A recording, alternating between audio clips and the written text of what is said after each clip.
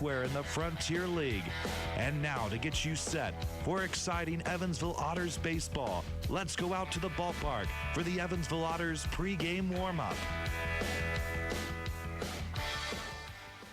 Welcome to a beautiful afternoon of baseball. Once again here live at Boston Field. Dave Nguyen, Bill McCune on the Otters pregame warm-up on your radio home for Evansville Otters baseball, 91.5 WUEV and the Otters Digital Network. Bill, how are you doing today? I feel fine, Dave, and welcome to all our fans out there in Otterville, and welcome back to the radio booth with me. Absolutely. And I'm happy to be here, Dave. I think we are. Now, the Otters, they took care of business last night, and they continue to know their situation. The Otters can clinch the playoff berth tonight if two things happen. One, they need to win, and two, the Miners need to lose. And I have been told that the champagne is ready if necessary. Well, I was told that too, and I talked to Noah, who was the man responsible for supplying that, and I said, I'm not going down that locker room, but I said, would you bring an unopened bottle up to the radio booth, because I'd like to, I'll indulge later. So he said he's going to do it, but if it's not today, they're ready for it tomorrow. 100%. Now, the Otters will be taking on the Gateway Grizzlies in the second of the final three-game set in the regular season at Boston Field. Clearly, everyone, the players, coaches, staff, and fans, hope that the Otters will be playing next week for postseason baseball, but they need to take care of business first once again tonight. Well, you know, another thing I was talking to Noah about, and I said, well, you know, we may win tonight, but you can't celebrate because we may be off the air and the Miners are still playing. He said, oh, no. All the players agreed that they're going to stay in that clubhouse and wait for the results of that, so that if the Miners were to lose and we were to win this, so they could celebrate down there. So right. They're already planning on opening the champagne. That's right. Well, we have Brandon Sittinger on the mound tonight for the Evansville Otters, coming in with a record of 1-2 and a 1.40 ERA, 44 strikeouts and 15 walks. Sittinger is still looking for his first win at Boston Field. I'll tell you, he was one of the better pitchers we have on the staff. He was a late addition, and I like him, as you said. 44 strikeouts, 15 walks. He's got a 1.41 ERA, and he's pitched very effectively for the Otters. So let's hope tonight he has one of those exceptional games. He's got good command, good control, and good breaking stuff. Absolutely. It won't be an easy task for the Otters, as Jordan Barrett, the lefty who's on the mound for the Gateway Grizzlies. The last time Barrett faced the Otters, he went 7 innings, 7 shutout innings with 8 strikeouts at Boston Field the last time. So the Otters are familiar with Barrett and what he is capable of, but the lineup is up for the challenge. Let's get to our conversation with Brandon Sittinger, and afterwards the starting lineups and first pitch right here from Boston Field on 91.5 WUEV and the Otters Digital Network.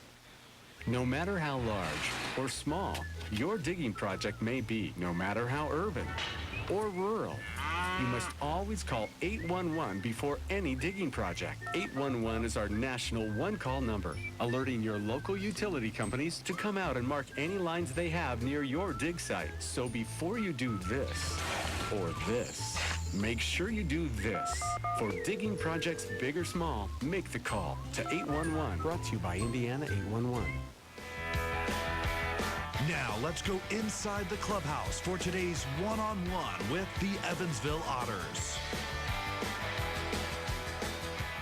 All right, Dave Nguyen here with Otters starting pitcher Brandon Sittinger. Brandon, thank you for joining me.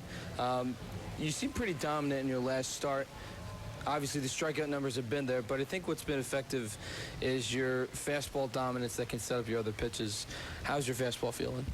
I mean, fastball feels good. I mean, it's always good to get it going early, get the fastball going early, because then it sets up, like you said, everything else. So, but I mean, just going right at guys, you can't really go at guys away with off speed early, just go right with fastballs. And the fastball movement, I think that has been effective the most because you're able to allow batters to chase, or they'll try to check one inside and you'll get it right by him. Just how good does it feel to kind of establish your game plan? I mean, it's pretty good. I mean, once you can start executing in and out and you can start putting different grips on the ball and stuff like that, I mean, be able to have a ball, I mean, a lot of people's ball moves, but I can occasionally get my ball to sink. Sometimes it runs, sometimes it cuts. It kind of does its own thing every once in a while. So it's kind of good to have that question mark of not knowing what's going to do sometimes. So, I mean, I think that helps me a little bit. And I think I've noticed throughout your last couple starts is that a lot of batters fall in the hole quickly, which helps out with your game plan. When you have a batter that's 0-2 or 1-2 within the first 3 pitches of the at-bat, how cool does it feel when you're able to throw something off speed, whether it's your slider or your changeup, that they least expect? I mean, it's always good, but like usually you get a guy 0-2 real quick, gives you a chance to, like you said, throw an off speed. You can go changeup, you go curveball, slider. I mean, a lot of people, like a lot of my favorite pitch to go now is the fastball at the letters. It's a really hard pitch to let, especially 0-2, because the guy sees a fastball, you think, all right, here comes an off speed. So they try to keep on that path, and next thing you know, their bat's under the ball because it stays up at their chest the whole time. So I think it's being able to have all those 0-2s pretty good. Now, that your last start against Gateway, a little bit of trouble in the first inning. They were able to tack on an unearned run or 2. What have you learned from your last start against the Grizzlies? Just not to speed the game up. Sometimes I tend to get 2 quick outs, and I get too amped up, too hyped up, and I kind of speed the game up a little bit. Start to go too fast, stop counting on myself, start going, and it ends up leading to a walk. The other day I had 2 quick outs and I think 4 or 5 pitches, and then I walked the 3-hole hitter. And next thing you know, I get the 4-hole up, and I fastball in, I hit my spot, execute a pitch. He just ambushed me a little bit. Next thing you know, instead of being a 1-2-3 inning, it's a 2-run inning in the first, and all that could have been avoided. Like I said, if I just don't speed the game up and just get 3 outs instead of getting 2 and then checking out a little bit. And with the way the team has been playing, you guys see the standings when you walk in the clubhouse every day. You know what is going on. Being a competitor like yourself, you want to have the ball in your hands on the mound in situations like this. Yeah, I mean, right now we're in a good spot. Pretty much it's in our hands. It's not one of those where we're in 3rd place trying to stay afloat, try to stay in the game. It's one of those where ball's in our court, and it's up to us. It's about how we throw it, how we hit. I mean, and of course, I think there's not one guy on this team that doesn't want the ball in their hands. I mean, of course you want the ball in your hands, but I think every guy from our starters to our bullpen, I think everybody wants the ball in their hands because everybody's pretty confident that we have what it takes to make a good run. And I think just how good does it feel knowing that you're in a situation like this, competitive baseball, and potentially making a deep run in the postseason? I mean, it's great. It's what you hope for. I mean, a lot of guys, I mean, yeah, you want to play, the game's fun and stuff like that, but when you can be on a team where it's like we are, like a family, where the game's fun, you go out every day and you know you have a chance to win, I think that means a lot. And then you come to this situation where we are right now, we're in 1st place, where we have a chance to take the #1 seed. I mean, it's all you can ask for. We go out here every day, and if we can keep that #1 seed, hopefully we take all this momentum these last 6 games, get on a little streak going. I mean, we had a tough series against Florence, but get this momentum going the last 6 games, take it in the playoffs, and I think with our team, we have a pretty good shot. 2 more, and I think what has helped the wins that have come in big moments is that the clubhouse is very level-headed, very even-keeled, not too high, not too low, whether it was a come-from-behind win or a loss that you guys felt you should have won. Just overall, how is the camaraderie in the clubhouse right now? Camaraderie is great. I mean, like I said, we're all a bunch of guys out here. So sometimes you get away from it. Sometimes you want to be individual, but I think with our team, it's pretty much everybody wants everybody to succeed, whether it's another starter, whether it's you're playing 3rd base, you have another 3rd baseman, another guy's up to bat, like you're not playing that day. I think everybody's consistently in it, and everybody's just going for each other. And once everybody gets on that kind of mentality and that kind of attitude, the camaraderie goes, like I said, it's a family. And once you do that, I mean, it's just, you take off, and that's what makes the ball game fun. I mean, that's when you know, like, you could be down 4-0 going in the last inning, and you know that everybody's on your back, and you know all it takes is 1 hit, and we all hop on each other, and you can win any ball game, winning or losing, there's any chance. And lastly, when you do start on the mound on Wednesday, one of the promotions is Weenie Wednesday, and there is a hot dog eating contest. 2-part question. 1, if you were a fan, would you participate in the hot dog eating contest? And 2, is a hot dog a preferred snack at a ball game? Oh, I mean, if they had it in 10 minutes after the game, I'd do it. I mean, if they get people stay and do it after, I know it's a Wednesday, but if they could have it after, I'd join it. Heck, I might go get a couple hot dogs and do it after the game myself. But yeah, I would. If I was a fan, I'd absolutely do it. I'd probably hurt for a couple days, but it'd be worth it. But then, I mean, yeah, hot dogs preferred snack. Heck yeah. I mean, the one thing in Ohio is we have stadium mustard. It's a big thing that a lot of people don't have. It's not. It's kind of like the deli mustard, but it's not. But yeah, I mean, hot dogs are. You can't go to a ball game and not get, I want to say, a beer, but you get a beer, get a hot dog, maybe some popcorn. I mean, yeah, they go hand in hand, baseball and hot dogs. Can't get away from them. Absolutely. Well, Brandon Sinninger, thank you so much for your time. We'll get back to starting lineups and first pitch. You're listening to Evansville Otters Baseball on 91.5 WUEV.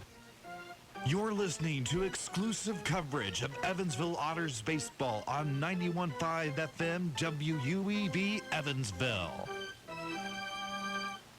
The pizza brick road always goes to Tyroni's. I'm in the mood for pizza and I'm ready to go. The pizza brick road goes to Tyroni's. So follow me down the pizza brick road. Road down to Tyroni's. The pizza brick road. The pizza brick road always goes to Tyroni's.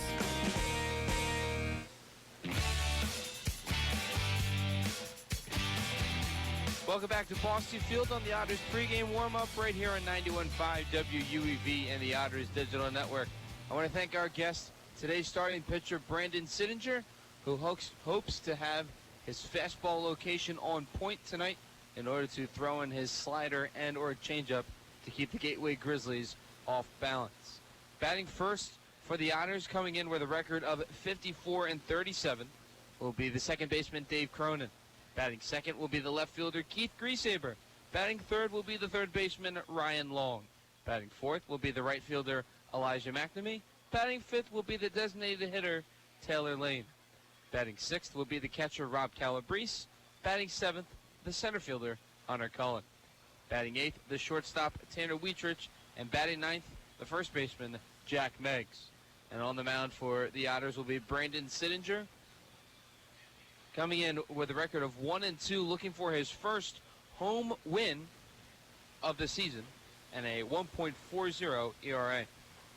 Batting first, playing first base for the Gateway Grizzlies will be Connor Owings. Batting second will be the shortstop, Andrew Daniel. Batting third will be the right fielder, Dustin Woodcock. Batting fourth will be the third baseman, Wesley Jones. Batting fifth will be the center fielder, Sean Dunston Jr.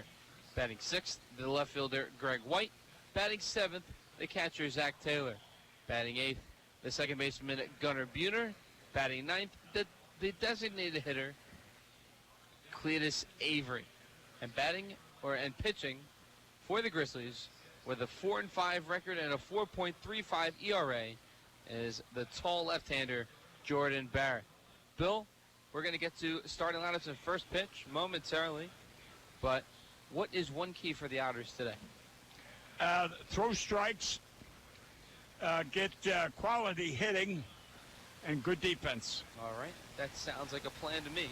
We're going to get to the national anthem, and following that first pitch from Boston Field, you're listening to the Evansville Otters pregame warm-up right here on 91.5 WUEV and the Otters Digital Network.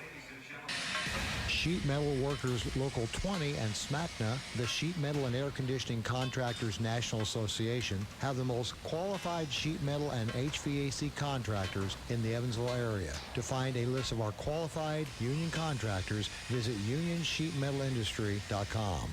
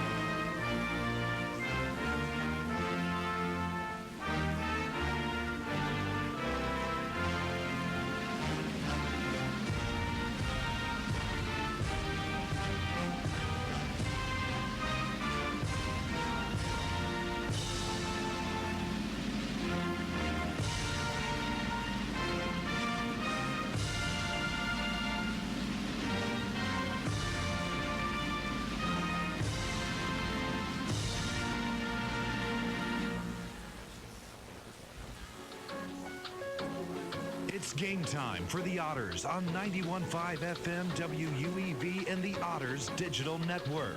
3-1. Long. Toward right. Toward the corner. Toward the foul pole and over the wall. Fair. Home run for Ryan Long. First pitch. Cronin crushes it in the air to deep right field. He bat flips it and it's way out of here. Don't forget, Otters fans, you can catch every Evansville Otters broadcast on 91.5 FM WUEV, online at evansvilleotters.com, and through the WUEV mobile app. Roxon deals the 2-2 pitch. Fastball called strike 3 on the inside corner. Vail rings up Bissell to end it, and the Otters are going back to the postseason.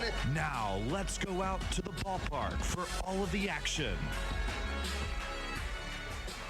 Welcome to another beautiful afternoon of baseball at Bosse Field. Dave Nguyen, Bill McCune on the call. The Evansville Otters in Game 2 of their final 3 regular season games at Bosse Field against the Gateway Grizzlies. Bill, exciting times here in Evansville right now. The Otters could clinch a postseason berth tonight with 2 things. 1, a win, and 2, a minors loss. The only thing that they can control is trying to win this ball game tonight. That's the only thing. It's up to the Miners to lose, and hopefully they do. But you know that little general, he does marvelous things, and I wouldn't count the chickens because the eggs are yet to come out. So anyway, I just want to make a mention that the flag is hanging, so therefore there's no wind tonight. So the ball has a chance to carry it. I would say so. There's no resistance. The Otters will line up defensively as follows. Rob Calabrese behind the plate. Jack Meggs at first. Dave Cronin at second. Tanner Wietrich at shortstop. Ryan Long at third. Keith Griesaber in left. Hunter Cullen in center. And Elijah McNamee in right. To the plate will be Connor Owings, who's batting .264 on the season. Owings will step in on the left side of the box, and the first pitch from Sittinger is that fastball for strike 1. Good way to start the game. Otters in their navy blue uniforms once more, and the Gateway Grizzlies in their baby blues. Here's the 0-1 from Sittinger, and that'll be a fastball away for ball 1. Down and away to the left-handed batter, Owings. Owings hitting .263 on the year with 11 home runs and 50 RBI. 1-1 is fouled away, and the count moves to 1-2. Sittinger doing what we were talking about before the game. Within the first 3 pitches of the at-bat, get the opposing batter into a 2-strike count. Yeah, that he has so far. You're right. Here's the 1-2 from Sittinger. There's swing and a miss. There goes the fastball, and there's 1 strikeout and 1 away in the top of the first. And what we've seen so far on Brandon was all fastballs. We did not see a change or a breaking pitch. Now, that's pretty good. You know, a lot of pitchers reserve their best pitches until the 2nd and 3rd innings. That's right. First pitch to Andrew Daniel, and that'll be a fastball down and in for ball 1.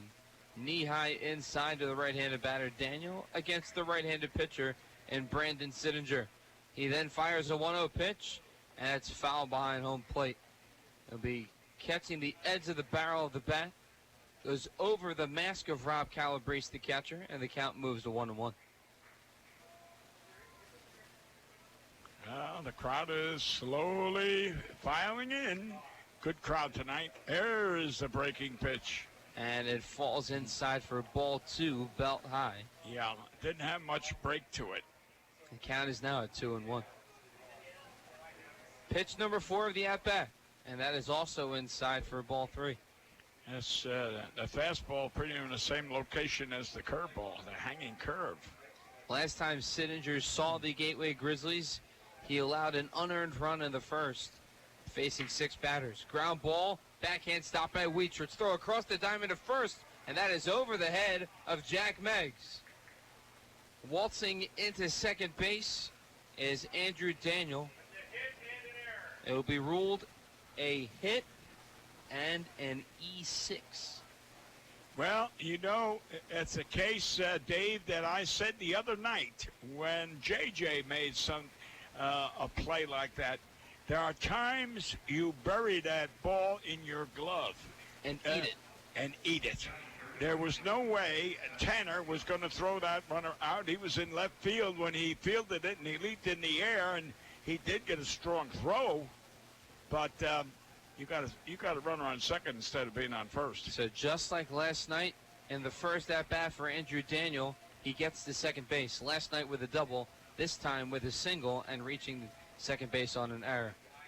To the plate now is Dustin Woodcock, and his first pitch is down and in for ball one. Another lefty-righty matchup.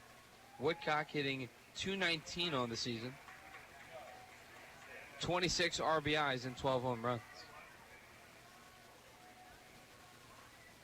Woodcock hit his first home run as a Grizzly against the Otters in the week of the 4th of July. And the 1-0 fastball blows by Woodcock to even the count at 1 after the swing and miss. Yeah, with that backswing, he's got one hand. So wonder he doesn't hit Calabrese. You know, in my days, I got hit many times with those bats. Sittinger will check the runner Daniel at second. Here's the 1-1. That will be a fastball away, belt high, and the count is moving to 2-1 with 1 out. Yeah, the batters, they get a one-hand swing. They swing in one hand, then they come all the way around, and, of course, they're going to hit the catcher.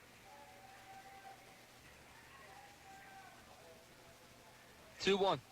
Swing and a miss. See how far that bat goes? I tell you, it's a wonder. It's kind of like a wind-up a bit. Yeah. I know, of course, I'm bragging now when I say this. I used to tell the batters after they hit me, next time you hit me, I'm going to break the bat over your head. I didn't get hit much after that. 2-2 pitch. Strike 3. Ooh! Instead, it's ball 3. Oh, my goodness. That fastball was right there. Sittinger does not get the call, and is now a full count.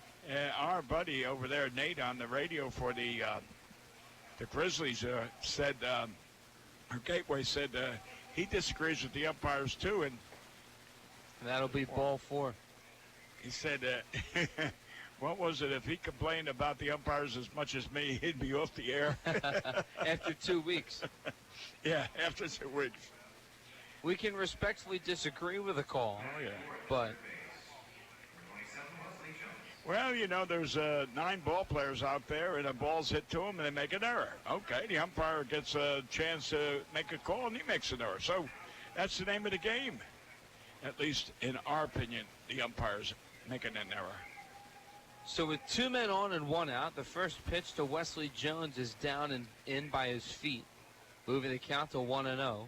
Another righty-righty matchup. Jones, in his 15th game as a Grizzly, in 14 games, he's hitting .340.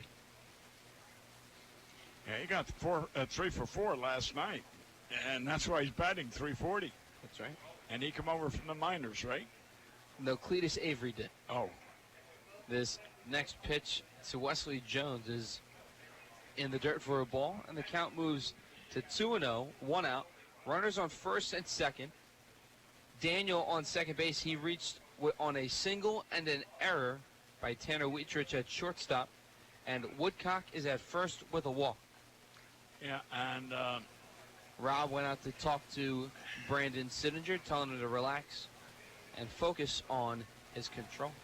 Yes, and you stole my thunder. That's what I was just going to say, that give a little credit to Calabrese going out.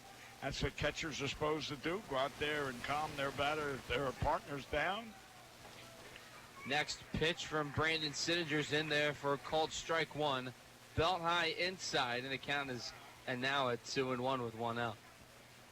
Ground ball can help turn 2 and get the Otters out of the inning. That sun's out there, Hunter's. 2-1, fastball right on the outside corner, on the outer third of the zone, and the count is even at 2 to the right-handed batter Jones. Hunter is shading his eyes, and the Big Mac shading his eyes. I guess they're not wearing their sunglasses. 2-2 pitch, and that is fouled behind home plate. And what a lead Mr. Daniel had out there. He might have stole third base if he didn't foul that ball off. Got to pay attention to those men on base. 2-2 the count, 2 runners on and 1 out. Top first, no score. Sittinger will come set, fires at 2-2. That is down and in for ball 3, trying to get Jones to bite on the breaking ball. Yeah, I don't know what that was. It wasn't a curveball. It wasn't a slider. What else did he throw? Went off speed probably. Oh, okay. See, look at the lead. See that? There Runners go. Called strike. And they throw down to third base. Ryan Long will catch that one. It does not sail to left field. But there are 2 outs now.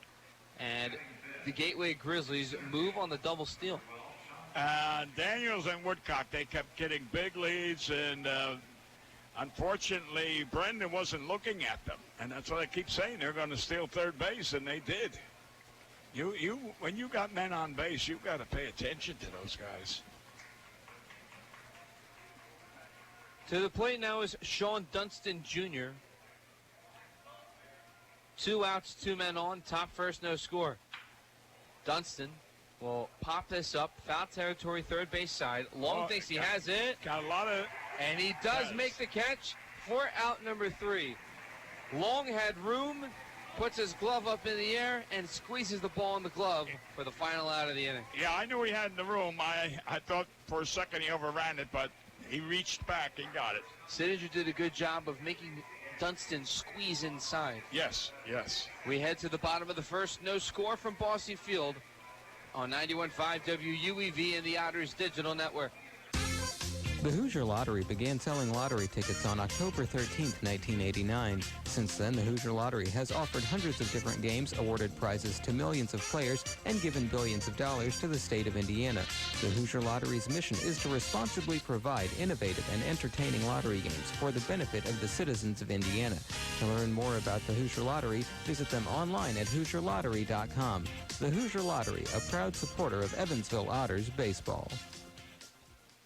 Heritage Federal Credit Union has 7 full-service branches in both Evansville and Newburgh, serving more than 38,000 members. Membership is open to anyone who lives, works, worships, or attends school in Vanderburgh or Warwick County. Heritage Federal Credit Union offers mortgage and consumer loans, checking and savings accounts, as well as online banking for members. Heritage Federal Credit Union can be reached toll-free by phone at 1-800-858-1693. It can also be found online at hfcu.info. The Evansville Otters would like to thank the Evansville Courier and Press for their support and coverage of Otters baseball. The Evansville Courier and Press provides news, sports, and weather coverage to the Tri-State, both in a print and online edition. The Evansville Courier and Press can be found online at courierandpress.com, as well as on Facebook, Twitter, Instagram, and Pinterest. The Evansville Courier and Press, a member of the Journal Media Group.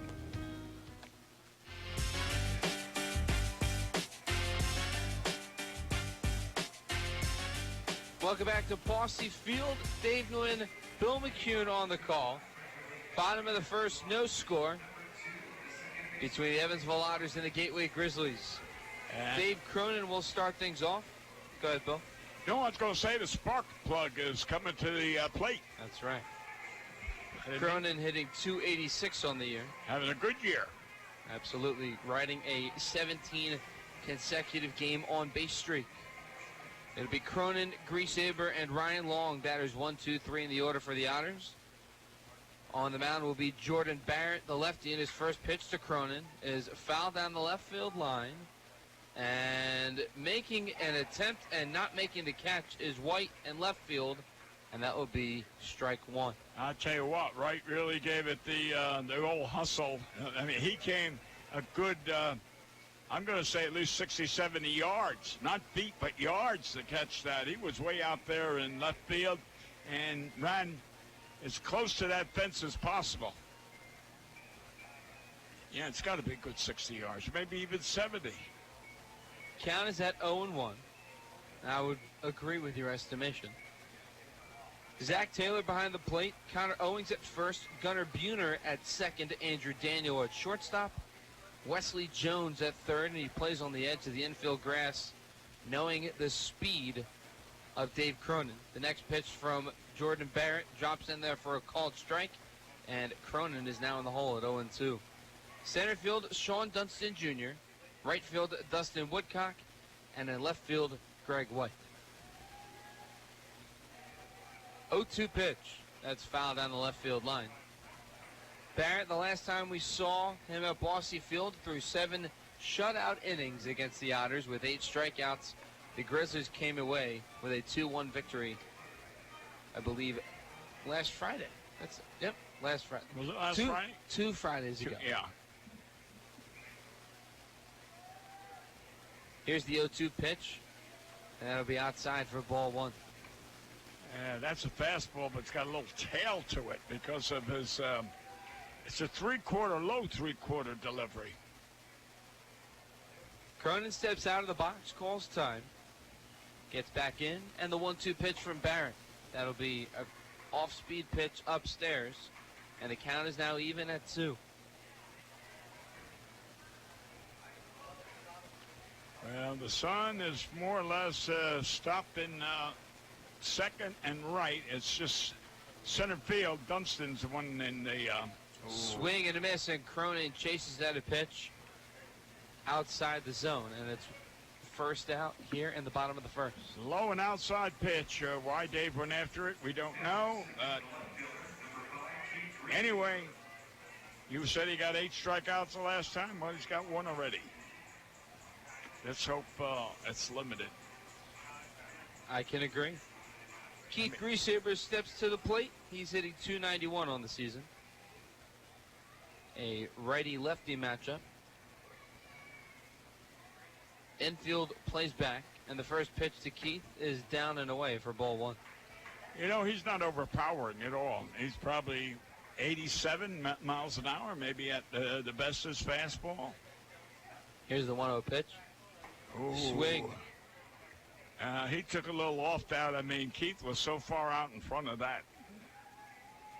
Again, you've talked about how pitchers change speeds, and there was a case of... Here's the count at 1-1, and the next pitch is outside, moving the count to 2-1. Yeah, you went from maybe an 85-mile-an-hour fastball to a 79 curveball, and then he comes back with an 87-mile-an-hour fastball. So 3 different types of velocity. 2-1, ground ball to Jones at third. A throw across the diamond to first, and there are 2 away in the bottom of the first. Jones got rid of that ball rather quickly from third base, played closer toward the edge of the infield grass, and played that ball perfectly, throwing back to first. The way he approached that ball, I thought he was going to handcuff himself, because he didn't reach out the field. He waited until it come to him and kind of had his elbows locked in, and I thought it was going to make a miscue, but he didn't. Ryan Long will step to the plate. His first pitch from Jordan Barrett. Swing and a miss. Barrett goes with a fastball. Bat speed not there for Ryan Long that time. And but it was count at 0-1. It was a nice swing, one of the better swings that Ryan has. That's his home run swing. The 0-1 pitch will be fouled down the left field line. And the count is quickly at 0-2 to Ryan Long, with a batting average of .291, 77 RBIs, and 14 home runs. And two hits last night. He got that blooper over the third baseman's head, and the bleeder through first and second. 0-2. That's a nice breaking ball right there from Barrett. Long does not bite and gets the call in his favor. It's a count now at 1-2. Yeah, and what do you always call it, 50-50? Yes. Yeah, and that was a 50-50. Here's the 1-2 pitch. That'll be upstairs for a ball 2. So what pitchers do, and I learned this one from Randy Wynn, is that they know their traditional corners, and then they'll go out a little bit, and then they'll go in a little bit to see which call they'll get. So they know throughout the game how the umpire will call the zone. There's a late tapper foul behind home plate by Ryan Long, and the count remains even at 2 with 2 outs. No score, bottom of the first in Bossy Field. Evansville Otters in Game 2 of their final 3 games of the regular season at Bossy Field against the Gateway Grizzlies. A win tonight and a Miners loss. The Otters are in the Frontier League playoffs. And here's the 2-2 to Long. Check swing. No, he didn't. Yeah, way And to he go. did not go, says the base umpire, Preston Childers. Yeah. So, in essence, Dave, what you said, Randy Wynn, he was not only playing against the other team, but he was sizing up the umpire, evaluating how he called his pitches. Oh, quite unusual. Here's the payoff pitch from Jordan Barrett, and it's a ground ball to the second baseman, Gunnar Buhner. He'll toss it over to first. A 1-2-3 inning for Jordan Barrett and the Gateway Grizzlies. We head to the top of the second. No score from Bossy Field on 91.5 WUEV and the Otters Digital Network. GD Ritzy's is a proud supporter of Evansville Otters baseball. GD Ritzy's menu features hamburgers, grilled chicken sandwiches, old-fashioned peanut butter and jelly, and ice cream. With 3 Evansville locations, west at 4810 University Drive, on the north side at 4320 North 1st Avenue, and on the east side at 601 North Green River Road. GD Ritzy's is open from 10 a.m. to 10:30 p.m. Sunday through Thursday, and 10 a.m. to 11 p.m. on Friday and Saturday. GD Ritzy's, a proud supporter of the Evansville Otters. The International Brotherhood of Electrical Workers, Local Chapter 16, would like to take time to say, Go Otters! The IBEW Local 16's jurisdiction includes 13 counties in southwestern Indiana, as well as Wabash County in Illinois. Its members are divided into several categories of electrical work, including inside construction, maintenance electric, residential wiring, and sign classifications. More information on IBEW Local 16 can be found online at IBEW16.net. The Tri-State Area Marathon service stations are proud supporters of the Evansville Otters. Marathon has over 5,100 Marathon-branded stations nationwide, and a full list of area Marathon stations and a list of daily gas prices are available online at myMarathonStation.com. Marathon provides products which support commercial, industrial, and retail operations. Marathon's slogan is Fueling the American Spirit.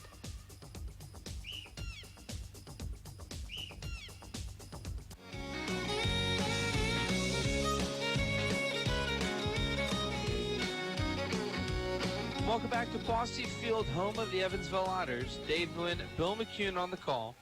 Otters and Gateway Grizzlies here in the top of the second, no score. Here is a pop foul behind home plate to Greg White, and the count is at 0-1. Brandon Sittinger back on the mound for the Otters to start the second. White in 12 games is hitting .244 with 10 hits. 0-1 pitch. It's a foul ball behind home plate. And the count moves quickly to 0-2 with no outs. Who was our starting pitcher the other night? I heard that got walked off the mound. Austin Nicely. Yeah, how's he doing? I think he looks all right. Okay. Haven't talked to him lately. And the Snake will be back. We hope later this week. Okay. Here's the 0-2 pitch from Brandon Sittinger. It's a foul ball behind home plate, and the count remains at 0-2. Pitch number 4 in the at-bat up and coming. That was a slider, so he's thrown 1 curveball, 2 sliders, and 1 change out of his repertoire. The 0-2 pitch. There's the slider again. It goes down and away this time. Not biting on the slider is Greg White, and the count moves to 1-2.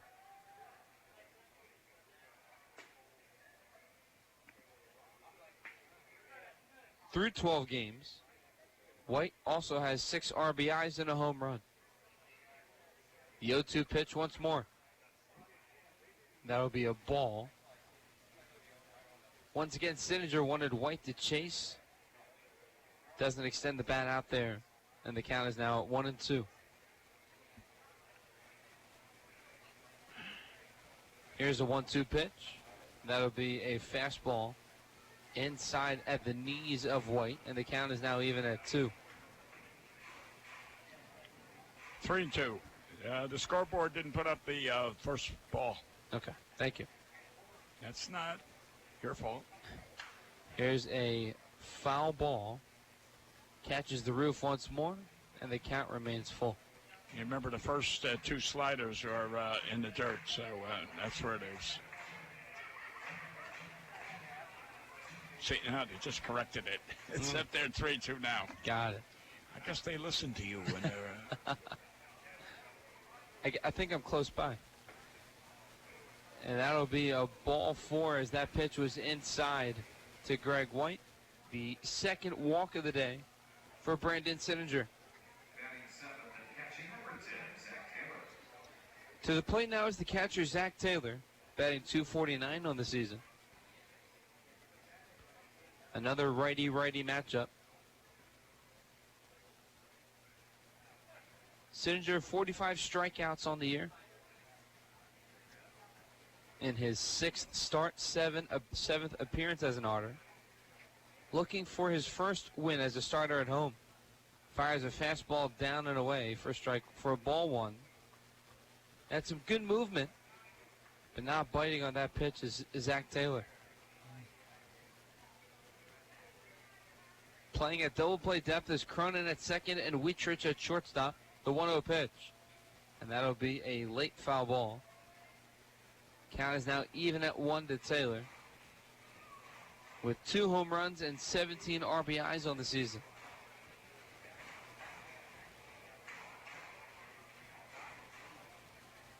Sun slowly begins to set at Bosse Field. Yeah, there's no sun in the eyes of any of the players out there now. It's up on the building. 1-1, and that's fouled behind home plate once more.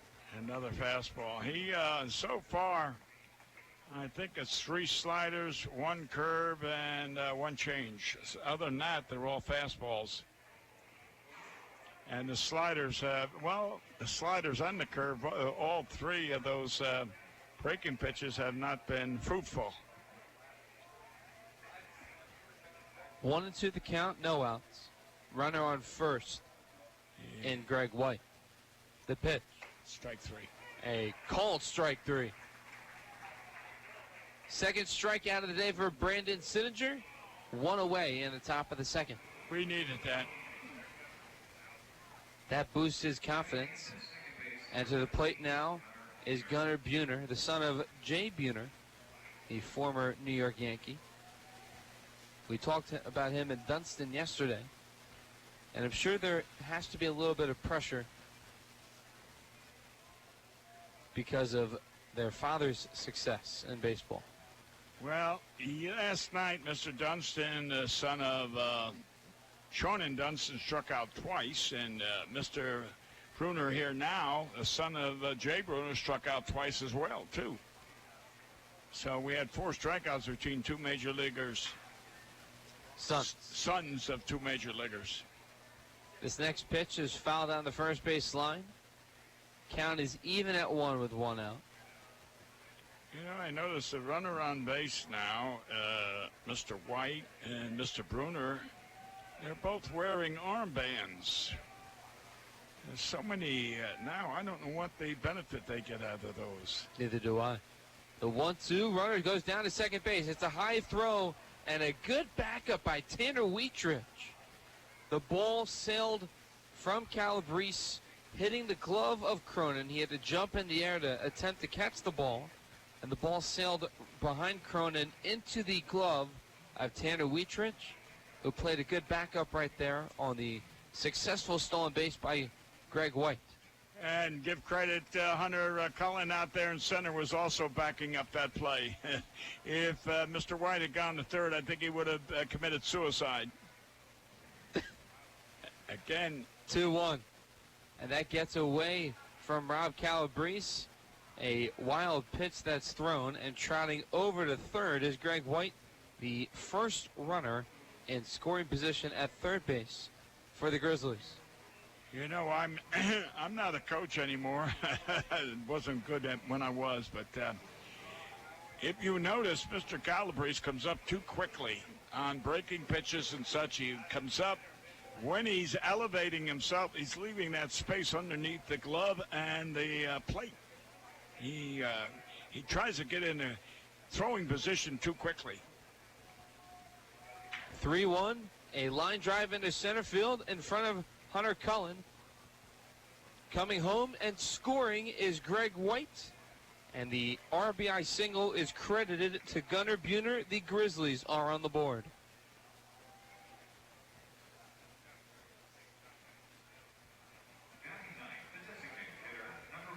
So White reaches with a walk, steals second, goes to third on a wild pitch, and then comes home on the RBI single. The Grizzlies have struck first for the first time in this series. Cletus Avery steps to the plate now. Still one out. Top second, 1-0 Grizzlies. First pitch. And that'll be inside for a ball. The count is at 1-0 with 1 out. Mr. Sittinger has yet to throw a breaking pitch for a strike. The sliders are all low and in the dirt. And 1-0 grounded foul down the first baseline. Third baseline, excuse me. The curve has no bite. So I can see why he's continually throwing the fastball, because his breaking pitches, he doesn't have control of those at this moment. Even count at 1 out, 1-0 Gateway, thanks to the man Gunnar Buhner at first base. Swing and a miss, and there goes another strike, moving the count to 1-2 on the curveball. Off-speed curve, first one that's been a strike. Good call, David.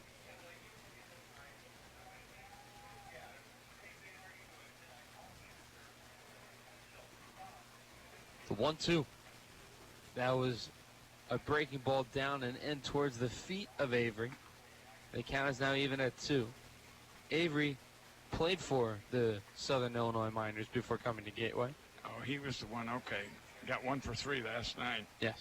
He was DHing. Hitting .253 on the season.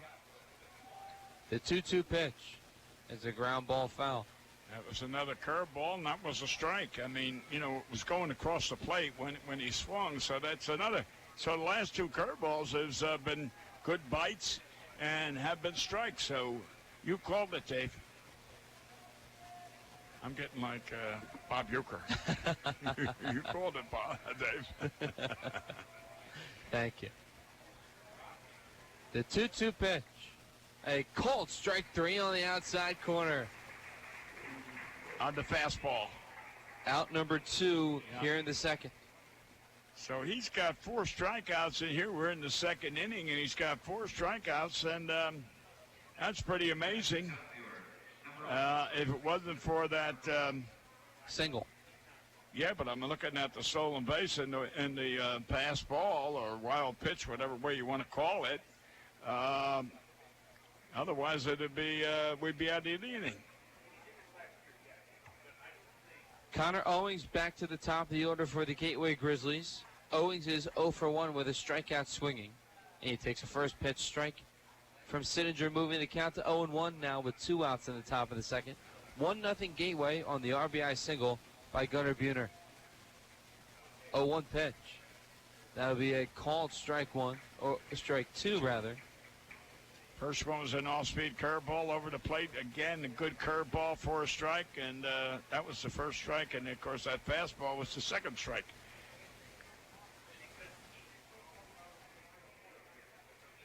Here he goes. 0-2, runner goes down to second base, and the throw will bounce off someone's glove, and a good backup there by Hunter Cullen in center to get the ball back into the infield. So another successful stolen base for the Grizzlies in this inning, this time by Gunnar Buhner. But good backup jobs, first by Tanner Wietrich and now Hunter Cullen. Yeah, he would have been safe even if it was a good throw. He got a good jump, a big jump. And Calabrese had a pretty good throw, and he had to hurry it. And, of course, like I said, you know, a catcher is at a disadvantage when a pitcher allows them runners to be running before the pitcher releases the ball. A called strike 3 once more for Brandon Sittinger. The Grizzlies tack on a run on an RBI single from Gunnar Buhner. We head to the bottom of the second. 1-0 Gateway on the Otters Digital Network and 91.5 WUEV. Why Old National Bank? Old National Bank began in 1834 with just one room and a passion for helping people prosper. Today, we are honored and grateful to be the financial partner for so many businesses, families, and individuals like you. From our commitment to safety and security to our promise of service that will exceed your expectations, we want to be your bank for life. Old National Bank, member FDIC. This Evansville Otters broadcast is made possible through support from New Image Travel. New Image Travel provides motor coach charter service to the United States and Canada with pickup within a 150-mile radius of Evansville. A full list of New Image Travel's offerings can be found online at newimagecharter.com. New Image Travel can be reached toll-free at 1-800-432-6213. New Image Travel, a proud supporter of Evansville Otters baseball. WUEV listeners, you can catch Evansville Otters baseball this week, Tuesday through Sunday on 91.5 FM WUEV. And remember, the Otters pregame warm-up begins 15 minutes prior to first pitch. You can listen on 91.5 FM, WUEV.org, EvansvilleOtters.com, and through TuneIn Radio. It's Evansville Otters baseball on WUEV. The Evansville Otters play here on 91.5 FM WUEV.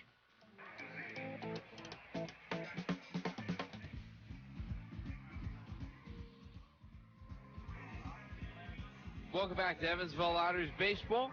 Dave Nguyen, Bill McCune on the call. Otters down by a score of 1-0 after the RBI single by Gunnar Buhner. To the plate now will be Elijah McNamee, followed by Taylor Lane and Rob Calabrese for batters 4, 5, and 6 in the Otters order. First pitch from Jordan Barrett with a 1-0 lead is a ball to Elijah McNamee, and the count is at 1-0.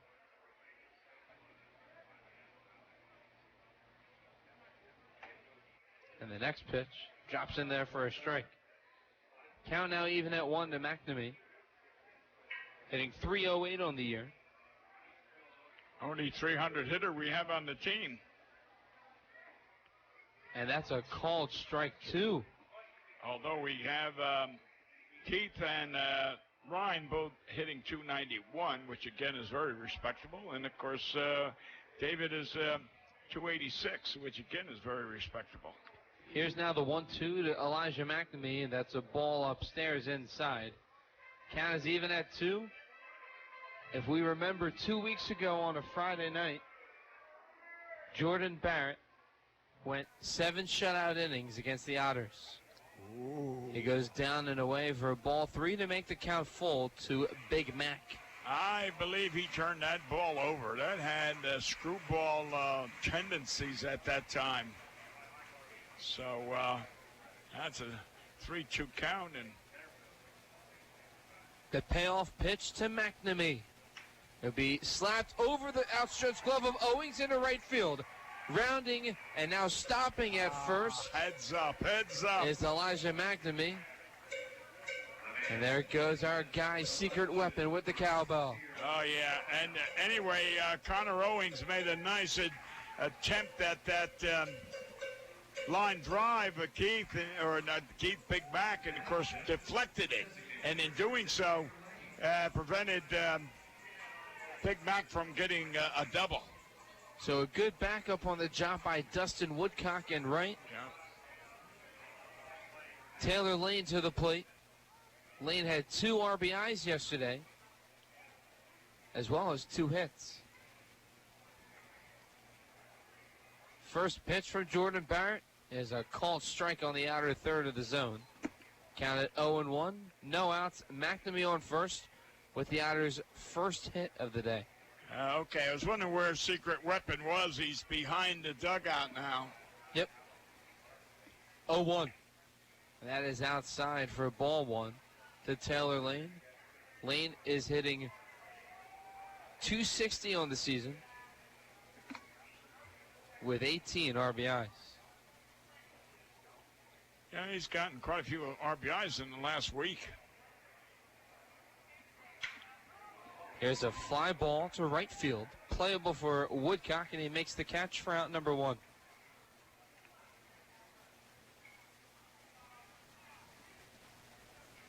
To the plate now will be Rob Calabrese, the catcher.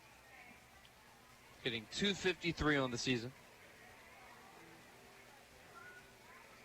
At Tottenville Furry. Yes.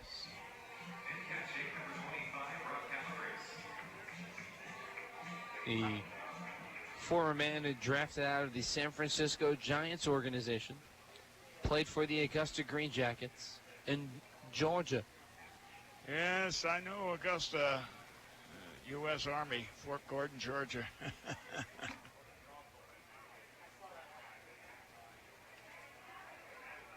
I was in that ROTC program in Seton Hall, and I got out of it when they told me, you know, I could get a commission, but I never served. So when I went to when they did draft me and I went to Fort Gordon, all my former classmates were down there as lieutenants, and I used to go out and have lunch with them all the time. And it was funny, as we would leave the gate, if those MPs didn't salute that car, they got out of that car, and oh my God, they chewed those MPs out. You salute the car.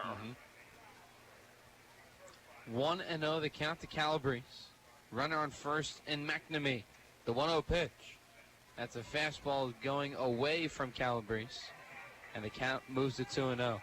On the license plates, Dave, I don't know if you're familiar with it, but when you're on a military base, the officers have a different color license plate. So that's how you know it's an officer and an enlisted man. The 2-0 pitch. That'll be upstairs for a ball 3. Count is now at 3-0 with 1 out. How many pitches, how many balls? It seems like this guy's throwing maybe 1 or 2 pitches more than, or strikes more than balls. You're right. 15 strikes, 14 balls heading into this next pitch. Yeah, he's been throwing a lot of balls. Take a strike if you're Rob. And that's ball 4.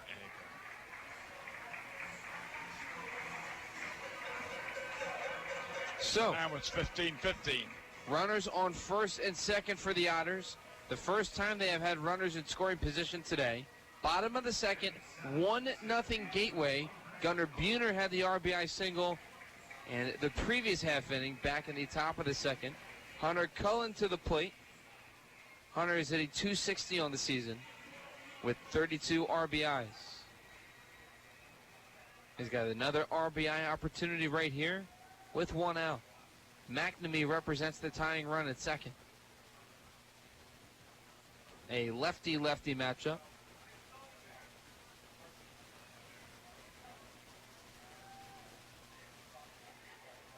Now he just threw 4 straight balls to the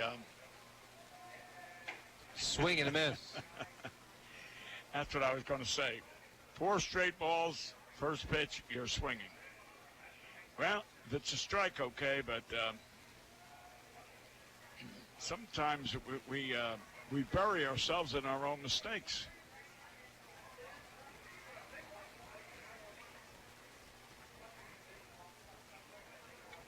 The 0-1. That'll be down and away this time to Hunter Cullen, evening the count at 1 with 1 out. So right now we've got 16 pitches for strikes, 16 pitches for balls. Look at you. Yes. Yeah. Well, you always got to keep track of what's going on. Who's on first, what's on second, I don't know third. And I don't care as a shortstop. Okay. The 1-1. Ground ball foul down the first baseline. I never got the outfield. I don't think there was an outfield. With Abbott and Costello? Abbott and Costello, I don't think there was an outfield. If there was, it was very faint. Well, yeah.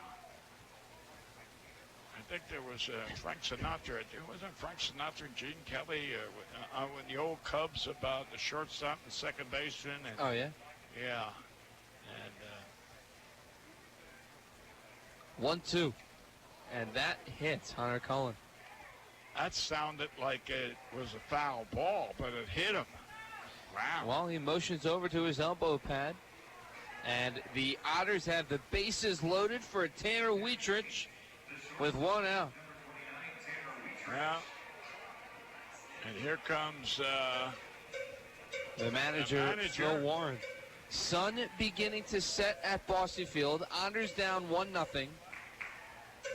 Here in the bottom of the second, a golden opportunity to put at least a run across the board.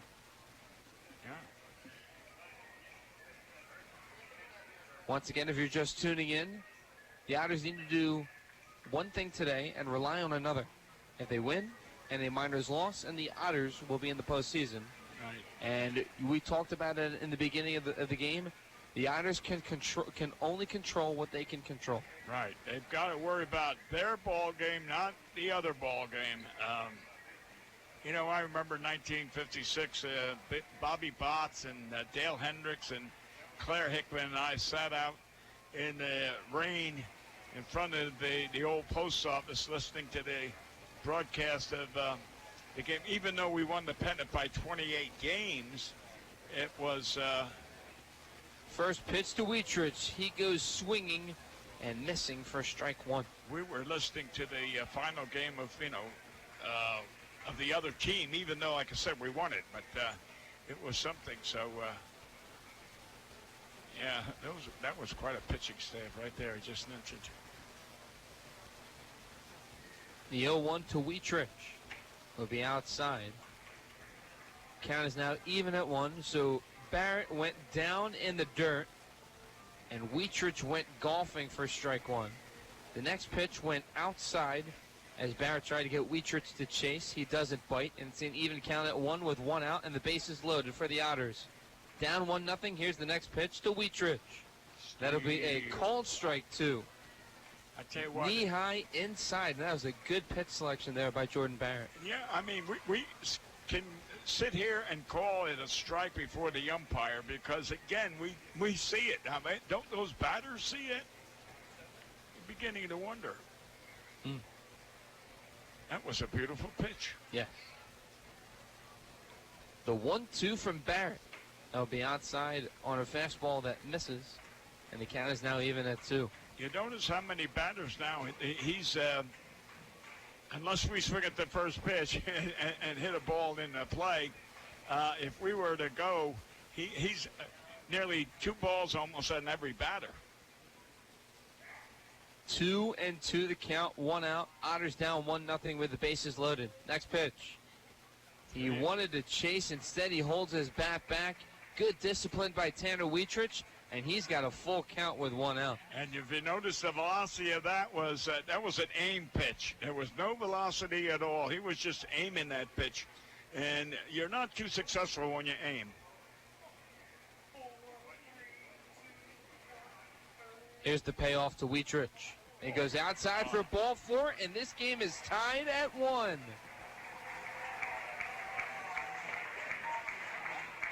Not the first time in the past couple of weeks we've seen an RBI walk. Right. Now, again, McNamee touches home.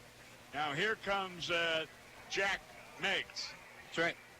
Again, we're talking about he's 2 balls, 3 balls. He's walked. He had at one time 16 strikes, 16 balls. I don't know what the count is now. It might be 19 and 19 or something like that. 19 and 21. Okay. The thing is, don't jump on the first pitch. He's liable to walk you. And Jack will need to be careful of the high strike or the high fastball that's away from the zone, I should say. You know, a walk is just as good as a base hit. It's an RBI. In this situation, yes. A fastball on the outer third of the zone to Meigs is called strike 1. Okay, so now he's got his strike. He's got it to protect the plate. But again, 19 walks, 22 strikeouts. 22 strikes now. That's a terrible ratio. 0-1 the count with 1 out. Bases remain loaded. Tie game at 1. This next pitch is foul behind home plate, and the count is now moving to 0-2. 1 out. Meigs on the year hitting .225, 25 RBIs and 2 home runs. That was ball 1. We should have been 1-1 count now, and Jack unfortunately chases a lot of high outside pitches all the time. High outside. I don't know what he sees.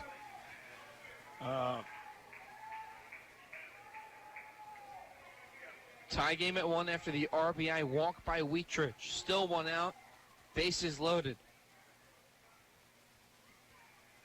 Barrett, the lefty, will come set. And the southpaw fires an 0-2. Down away for ball 1. Calabrese represents the go-ahead run at third. Cullen at second. And Wheatrich at first.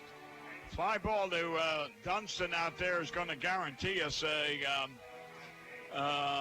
a run because his arm's not that good. In fact, maybe 2 runs. The 1-2 pitch, swing and a miss. And that is a big strikeout there for Jordan Barrett with 2 away. Yeah. Well, the positive part in that at-bat is Meggs took the bat off his shoulder. He'd rather strike out swinging rather than looking. Oh, yeah, and that was a good strike. I mean, it was a good pitch to swing. He had to protect the plate, and he did. It was, if he didn't swing, it would have been called third strike. So you're right in what you're saying, yes. So now here comes the spark plug. With a tie game at 1, Cronin in an ideal situation right now to give his team the lead. And you always talk about quality hitting. Here's a case of we need a quality hit. Third baseman Jones once again plays in on the edge of the infield grass. Okay. First pitch to Cronin goes down and away for ball 1. I thought Dave was loaded the gun at that time to pull the trigger. Good thing he didn't. Again, it was ball, and a walk is just as good. 1-0 the count to Cronin, one of the more disciplined batters in this Otters lineup. The 1-0 pitch. That'll be ball 2 upstairs, not falling for the high fastball that time by Cronin. Well, it seems that Mr. Barrett is all over the plate. I mean, he's high, he's inside, he's outside. Only thing is he hasn't been low. He hasn't thrown too many balls in the dirt. He's been high, inside, outside, but not low.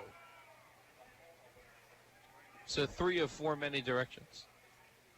And that pitch goes a bit off speed. That's a name pitch, if you know. Anytime you see Mr. Barrett now, when that ball comes in at 75 miles an hour, that's a name pitch. And the count is now at 2-1 to Cronin. Right. So Cronin yesterday was 0 for 2 with 2 walks, 2 runs scored, and a sac fly RBI. Very contributor. Yes. 2-1. Upstairs and attempting to throw, but ultimately not throwing down to second base is the catcher, Zach Taylor. A 3-1 count to David Cronin. Now, if it's a fastball, swing at it. He's most likely sitting on a fastball right now, unless hitting coach Bobby Siegel gave him a better scouting report. But he does not want to reach at a pitch that's a high fastball.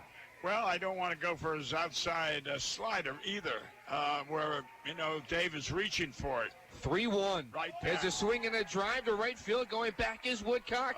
And he'll make a sliding grab to end the threat. A great catch by Dustin Woodcock, sliding to his knees, robbing David Cronin of an RBI as well as a hit. We are tied at 1, heading to the third, right here in the Evansville Otters Baseball Network, 91.5 WUEV, and on the Otters Digital Network. The Evansville Otters would like to thank Sinorama Evansville for their support this season. Sinorama Evansville is a multi-application supplier of custom-made signs, banners, and decals in the tri-state. Located at 1300 North Royal Avenue in Evansville, Sinorama is open 8 a.m. to 5 p.m. Monday through Friday. They can be reached by phone at 812-477-7763 and can be found online at sinorama.com/in-Evansville. Sinorama Evansville, a proud supporter of Evansville Otters baseball. The local Pepsi Bottling Group features Pepsi Company products for distribution to retailers and vendors in the tri-state and would like to wish the Evansville Otters the best of luck in today's contest. The Pepsi Bottling Group has locations at 2605 West Marion Street in Marion, Illinois, 3081 Contronics Drive in Owensboro, Kentucky, and 11733 West Industrial Park Drive in Elberfeld, Indiana. Information on Pepsi products can be found online at PepsiCo.com. Pepsi, a proud supporter of the Evansville Otters. Since 1994, Slay's Restoration has been assisting tri-state residents clean up and restore their properties after disasters of all kinds. Located at 2121 Cotter Avenue in Evansville, Slay's Restoration offers assistance for water damage, fire and smoke damage, mold and biohazard mitigation, complete reconstruction, and much more. Slay's Restoration can be reached toll-free 24 hours a day at 1-888-776-8555. It can also be found online at slaysrestoration.com. Driving around Evansville, don't tweet while you drive. Have your dog do it if they're in the passenger seat. Is that Lance? With the dog? I guess so. Welcome back to Evansville Otters Baseball. Dave Nguyen, Bill McCune on the call, and a swing and a miss on a high fastball to Andrew Daniel against Brandon Sittinger. 0-1 the count. Top three tie game at 1. There's a foul down the first baseline, and the count is now at 0-2. Yeah, the funny thing, Dave, this score is tied right now, but it took a walk to get the RBI. Although it's an RBI for the batter, still it was a walk that got us that run. And the next pitch from Sittinger is in the dirt for ball 1. You see how Calabrese just came up. The ball was low, and you see how he elevated himself up. You've got to stay down, Dave. Rob. Don't be jumping. The 1-2 from Sittinger. Ground ball foul down the third base line. That's why, unfortunately, when Rob is catching, there's so many balls that get by him because he jumps up too quickly. Tie game at 1, top third. Next pitch from Sittinger is a breaking ball in the dirt, and the count is now even at 2. Yeah, Calabrese just blocked that one nice. You see the ball was, way out in front, which again, it's not one of those skips. Where Rob rises quickly is on the skip, not the ball that's out in front of him. Right. 2-2 the count now. Sittinger will stare in Calabrese. Kicks and fires the fifth pitch of the at-bat, and that will be a ball. He wanted it to be called strike 3. Instead, it's inside by the knees of Daniel, and the count is now full. Reached on the single and the error back in the first. That is ball 4 upstairs. See, you should have thrown the curveball on that particular pitch right there. That would have been, he was starting to master that curveball in that last inning. A quick update. The Miners are leading the Lake Erie Crushers 2-0 in the top of the 5th. On the 5th? In the 5th. So they could be finished before us. Yes. Otters need to win here and hopefully for a Miners loss to clinch a berth in the postseason tonight. First pitch to Woodcock is a fastball inside for ball 1. Woodcock has not had a good time at the plate in this series so far. He's 0 for 4 with 2 strikeouts. Yesterday, he walked and stole a base back in the first, and the count now moves to 2-0. So I've got 1, 2. Brendan's walked 3 batters already. Here we are in the third.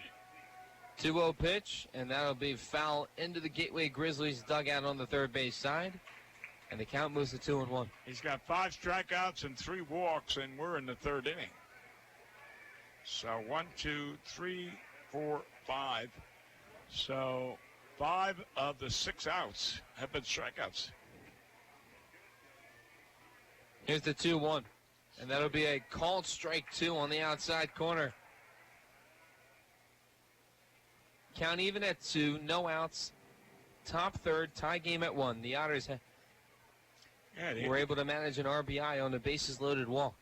The only out that we've recorded besides a strikeout was Dunstan's foul ball that Ryan Long went over to the wall to catch and got us out of a jam. Yes. As the Grizzlies had runners on first and second, or second and third, rather. Right, second and third. Back in the second. Right. 2-2 pitch. Strike three. A called strike three, as a matter of fact. And there's one away. Why is it we call it up here before the umpire? I mean, they're delayed. Maybe your eyes are better than his. Or he wants to be emphatic with the strikeout signal. Well, I know I got good eyes. I know that. Glasses help you with that, right? Yeah. Wesley Jones, his chopper to Ryan Long is fouled down the third baseline. And he's 0-1 in the count. Jones, in 14 games, batting .340. Yesterday, he was successful, 3 for 4 with 3 singles at the plate. Yeah. And last one was a single to right field. Got all 3 singles. You're right. Up the middle, left field, right field. 0-1. A fastball down and away. Count now even at 1 with 1 out.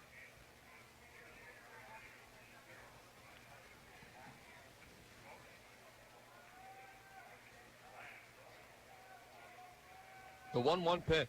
Swing and a miss. And the count now at 1-2. Sittinger again with the fastball. Fastball heavy pitcher. With movement, though. Yes. It's one thing to have a fastball. If your fastball moves, it can keep your opposing batters guessing. Oh, David, you call it like it is. And there, runner goes. Good. He had a jump. He wasn't. Mr. Sittinger did not look over there.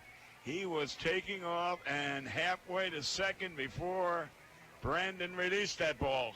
And he's lucky this pitch is foul. Otherwise, it would be a successful swiped bag. Yeah, a runner in scoring position, yes.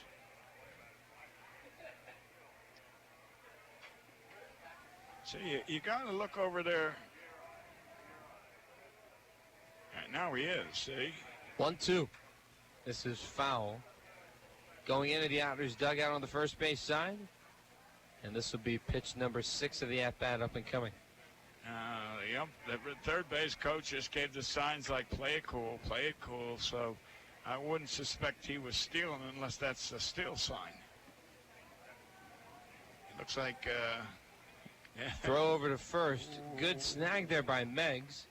That throw was off the line by Sittinger to first. Meggs might be a pretty good outfielder. He's a pretty good defensive first baseman as well. Phillips made that great play last night in the 8th. Yeah. 1-2, ground ball to Wietrich at short. To second for 1, to first. In time. That is a 6-4-3 double play to end the inning. Double play, a pitcher's best friend. Heading to the bottom of the third, tie game at 1 at Bosse Field. You're listening to Evansville Otters Baseball on 91.5 WUEV and the Otters Digital Network. SRG Global, a Guardian company, would like to wish the Evansville Otters the best of luck in today's contest. Founded in 1932, SRG Global is one of the world's largest manufacturers of chrome-plated plastic parts for the automotive, commercial truck, and household appliance industry. Located locally at 601 North Congress Avenue in SRG Global can be found online at srgglobal.com. They can also be reached in Evansville by phone at 812-477-6151. The Tin Fish Restaurant is located at 707 State Street in Newburgh, Indiana. Independently owned and operated, the Tin Fish menu featured salads and sandwiches, as well as seafood platters and combos, and seafood burritos, tacos, and burgers. The Tin Fish Restaurant is open 7 days a week from 11 a.m. to 8 p.m. They can be reached by phone at 812-490-7000. Visit them online at tinfishnewburgh.com. The Tin Fish, a proud supporter of Evansville Otters baseball. Injuries are inevitable. It doesn't matter if you're playing baseball, walking the dog, or falling from a ladder. When they do, Tri-State Orthopedics offers treatment for sprains, strains, and fractures by medical specialists. Tri-State Orthopedics is located at 225 Cross Lake Drive in Evansville, just north of the Lloyd and I-164. Tri-State Orthopedics can be reached by phone at 812-477-1558. Its urgent care line is 812-474-OUCH. Tri-State Orthopedics, a proud supporter of Evansville Otters baseball. I got the shotgun in case I can have deer meat.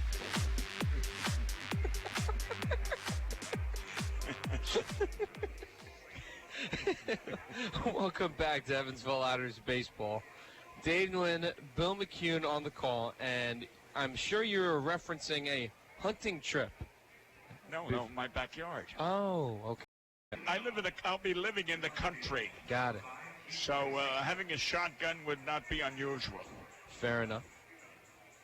To the plate will be Keith Griesaber, followed by Ryan Long and Elijah McNamee for batters 2, 3, and 4 in the Otters order. Tie game at 1, bottom of the third.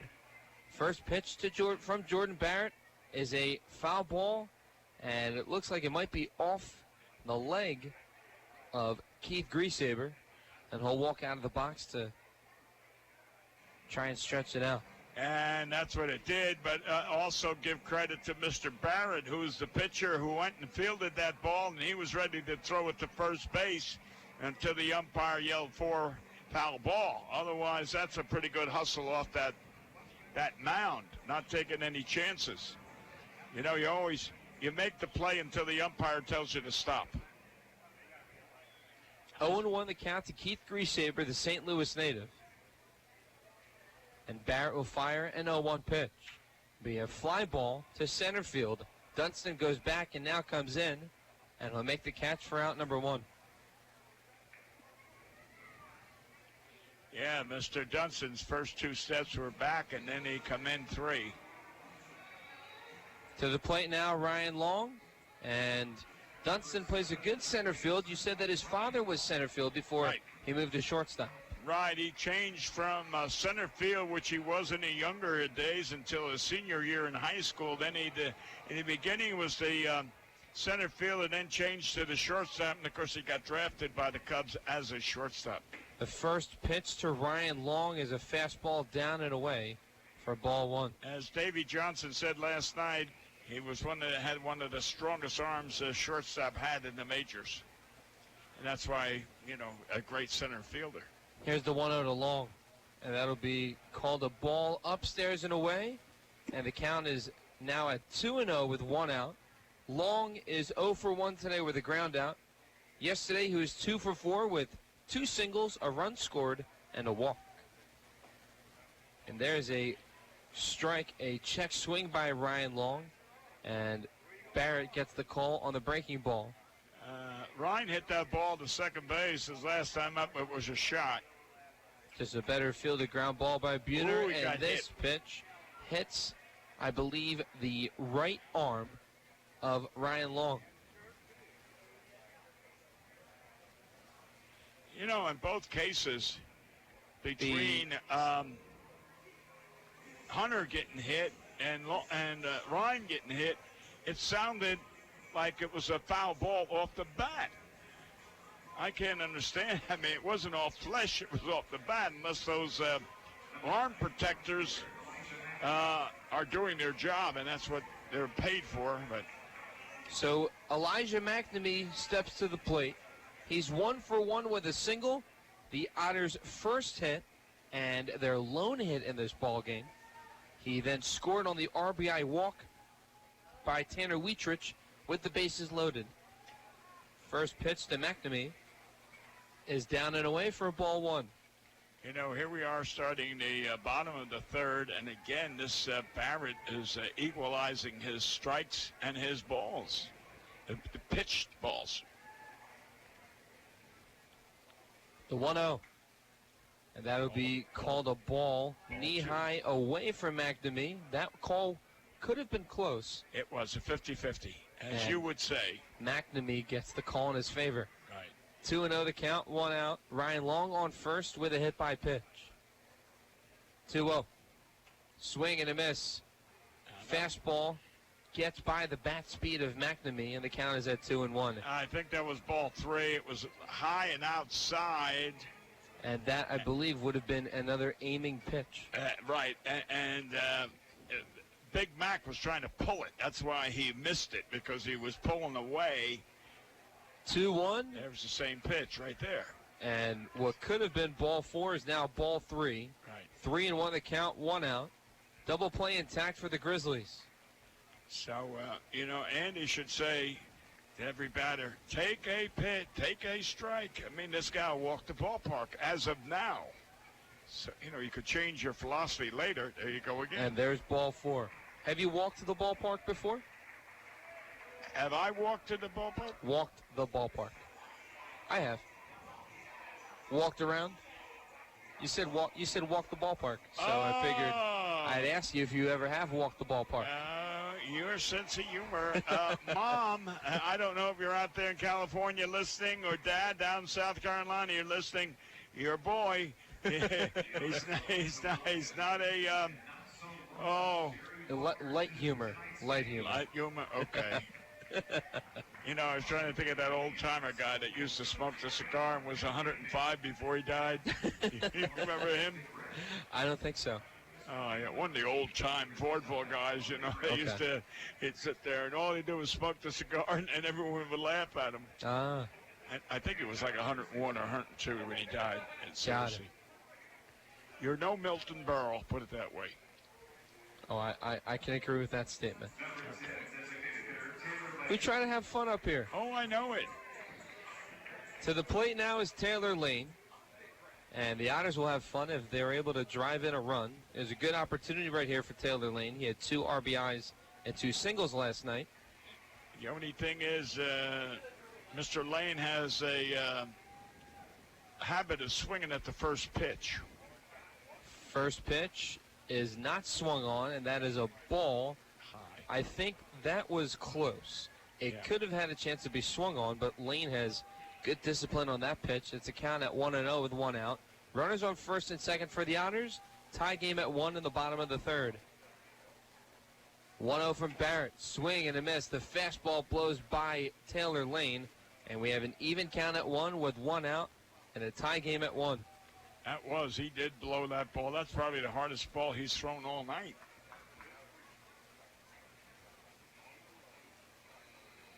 Barrett will check Long at second. Long dancing at second. Balk. And that is a balk. Please explain. Well, he was ready to pitch. And Lane, Ryan started to steal third base. And then all of a sudden, when Barrett turned and saw him, he stopped. And his motion to go forward was stopped. So therefore, it was a balk. And of course, Ryan hurried back to there. So that threw him off. Swing and a miss for Taylor Lane. Oh, boy. And the count moves to 1-2. Otters now have runners on second and third. Ryan Long represents the go-ahead run for the Otters, 90 feet away. Yeah, give Ryan credit for dancing. For dancing, right. I think he was going to steal third. He started running, and then when Barrett looked at him, he stopped, and that's what threw Barrett off. 1-2. There's a ball high outside, and a count even at 2 with 1 out. And the infield's playing in. They want to cut this run off. So a blooper over the infield would score Long from third. Oh, yeah. Oh, now they're playing halfway. Look at it. They're playing halfway. Okay. Which is the way I would play it. I don't like playing in. I like go for halfway. It still gives you an opportunity to get the runner at home. Barrett comes set, and now will step off the rubber. Ryan is causing a lot of confusion over there. He's upset this pitcher.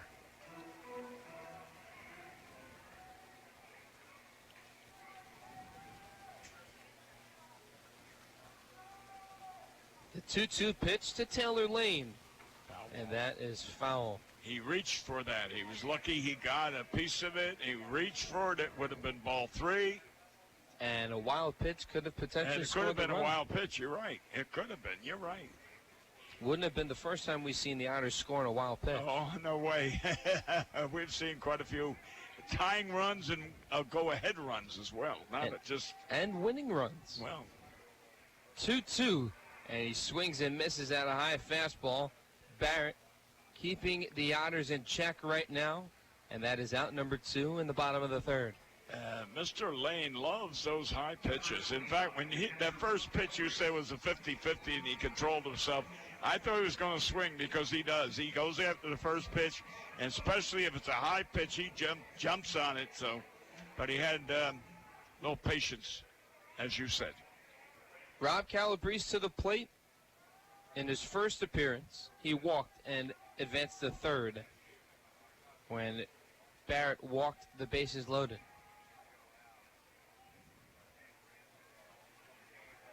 First pitch to Calabrese. That's a ball outside.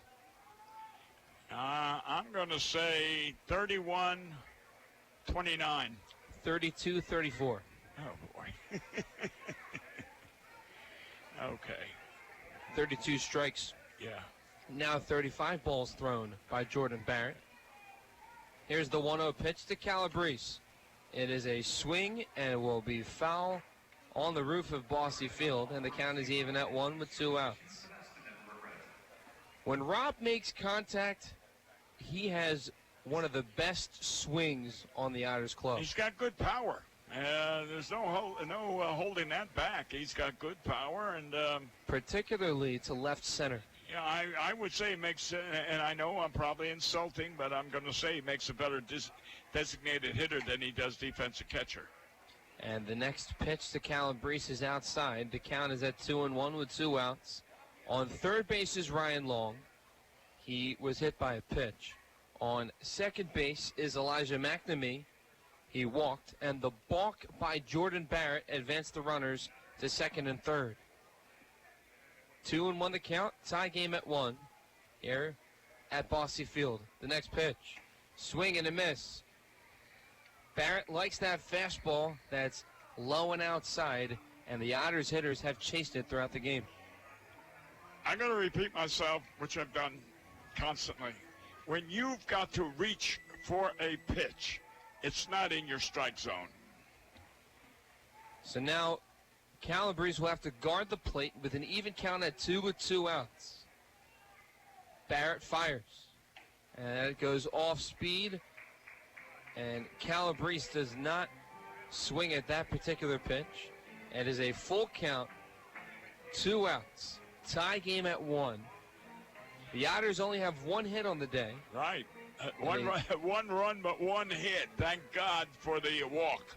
Yes. And as of now, 1, 2, 3, he's, make sure. 1, 2, he's got 3 walks, but he hit 2 batters. Yes. So, you know, and he's run the count to 3 and 2. So many batters, even though he gets the out, it's still a 3-2 count. We hope he doesn't get the out right here. Right.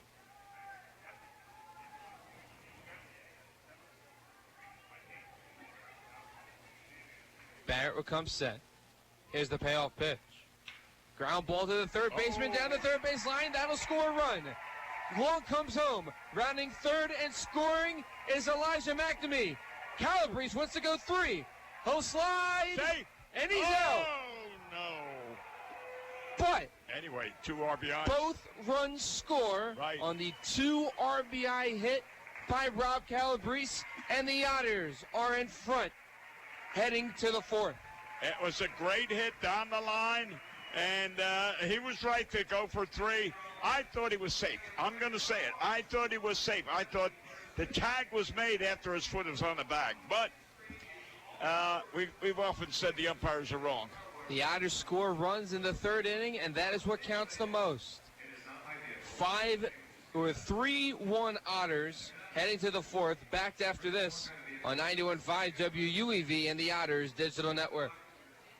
No matter how large or small your digging project may be, no matter how urban or rural, you must always call 811 before any digging project. 811 is our national one-call number, alerting your local utility companies to come out and mark any lines they have near your dig site. So before you do this or this, make sure you do this. For digging projects big or small, make the call to 811. Brought to you by Indiana 811. It's time for the 5th annual Blues on the Rock, Sunday, September 1st at Rockport City Park. 6 blues bands live on stage 2 p.m. till midnight. Featuring blues rocker Sean Murphy having her CD release party. There's a place you can find where the sun. Food, drinks, arts and crafts, and tent camping available. $10 admission. A blues set from Bosco, France. Evil woman, why you play me for a fool? Blues on the Rock.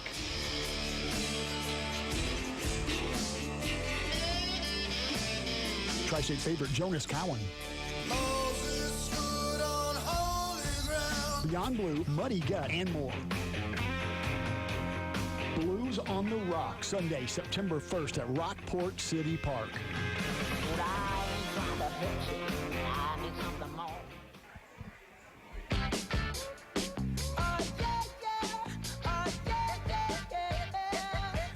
Welcome back to Evansville Otters baseball. Dave Nguyen, Bill McCune on the call. Otters now have a 3-1 lead after the 2-out, 2 RBI double by Rob Calabrese.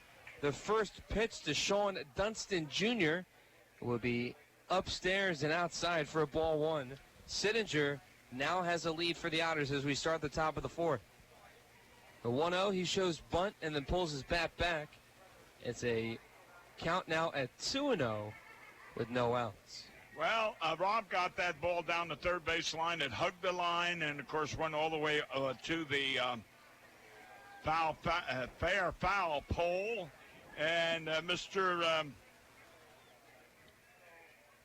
White had a little trouble out there trying to get it, and that made Rob take third. And 3-0 pitch, and that'll be ball four. So a 4-pitch walk to Sean Dunston Jr., and that'll bring another base runner for the Grizzlies, the first one here in the top of the fourth.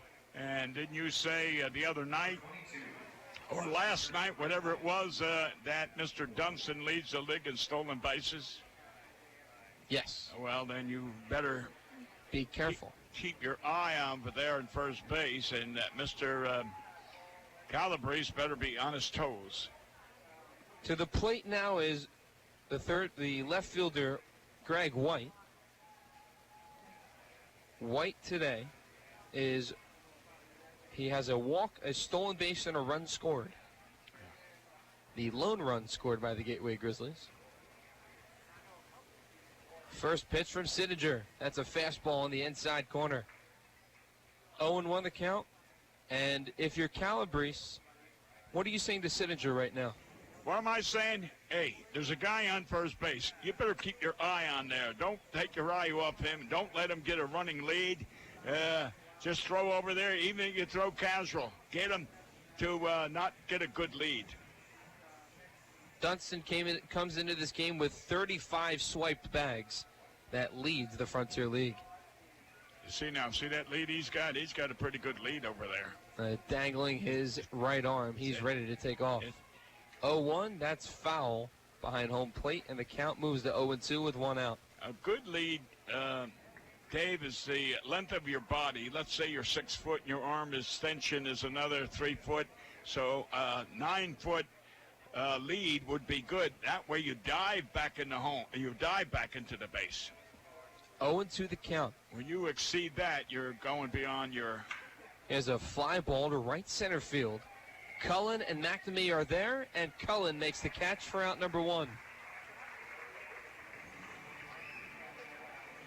One away with a runner on first in the top of the fourth, and we want to check the score of the Miners and the Lake Erie Crushers in the bottom of the sixth. The Miners have extended their lead to 4-0. Oh, boy. So the situation coming into today, if the Otters win and the Miners lose, the Otters are in the playoffs. Yeah, but if the Otters win and the Miners win, we got to wait until tomorrow. Correct. Yeah. And if you remember last night when Mr. Johnson was up here and I said, that man out there in center field, Mr. Hunter, can cover from the left field line to the right field line. He's got great range, good instincts, and should be out there every day. Defensive, even if he hit 150, his defense is worth his playing every day. The 1-0. There goes Dunston down to second base. Here's the throw. He's out. And he is. A good throw from Rob Calabrese to his college buddy Dave Cronin. And there are 2 outs in the top of the fourth. I'll tell you what, Calabrese got a good throw off, and it was a perfect throw, even though Dunston had a good jump. I was afraid Dunston was going to be standing going into second, but boy, oh boy, Calabrese threw a BB. That is a momentum-changing out right there for the Otters. Yes, it is. Calabrese sets up outside. The 1-1 is lifted to right field and going foul, and the count moves to 1-2. You know, when you throw runners out, just like when Big Mike is back there, and you deflect the other manager's balloon by saying, hey, I better not steal. This guy can throw us out. He gets us out of an inning. The 1-2 pitch. Swing and a miss. And now getting out of the batter's box to finish the out is Zach Taylor. And that is out number 3. Sittinger with another strikeout. Calabrese catches Dunston stealing, and we head to the bottom of the 4th. 3-1 Otters, the score on 91.5 WUEV and the Otters Digital Network. The Evansville Otters would like to thank the Evansville Courier and Press for their support and coverage of Otters baseball. The Evansville Courier and Press provides news, sports, and weather coverage to the Tri-State, both in a print and online edition. The Evansville Courier and Press can be found online at courierandpress.com, as well as on Facebook, Twitter, Instagram, and Pinterest. The Evansville Courier and Press, a member of the Journal Media Group. Hey, it's Mixmaster Jones Capone. Be sure to check me out right here on 91.5 WUEV for Party Lights Uncut. Party Lights Uncut is the premier and longest running hip-hop and R&B show in the Tri-State. Every Friday and Saturday night, midnight to 2, Party Lights Uncut plays the best in contemporary hip-hop and R&B from today's top artists. So be sure to tune in right here on 91.5 WUEV. Party Lights Uncut. The pizza brick road always goes to Tyroni's. I'm in the mood for pizza and I'm ready to go. The pizza brick road goes to Tyroni's. So follow me down the pizza brick road. Road down to Tyroni's. The pizza brick road. The pizza brick road always goes to Tyroni's. 91.5 WUEV Evansville. Welcome back to Evansville Otters Baseball. Dayton Wynn, Bill McCune on the call. We're in the bottom of the 4th. A 3-1 lead for the Otters after the 2 RBI double by Rob Calabrese. Back in the bottom of the 3rd. We have a very special guest on the air with us, Mr. Reverend Tyrone Edwards, the Otters team chaplain. And correct me, how many years have you been with the Otters, Tyrone? 15 years. 15 years. I know he goes back to when Greg Jeltz was here. He used to stop in the coach's room all the time. Remember those days? Absolutely. And I'm going back to 2006. That's right. I started in 2004. Okay. And then came with Jeltz, won that championship, and really Yeah, I remember you coming in the locker room. First pitch to Hunter Cullen is fouled behind home plate.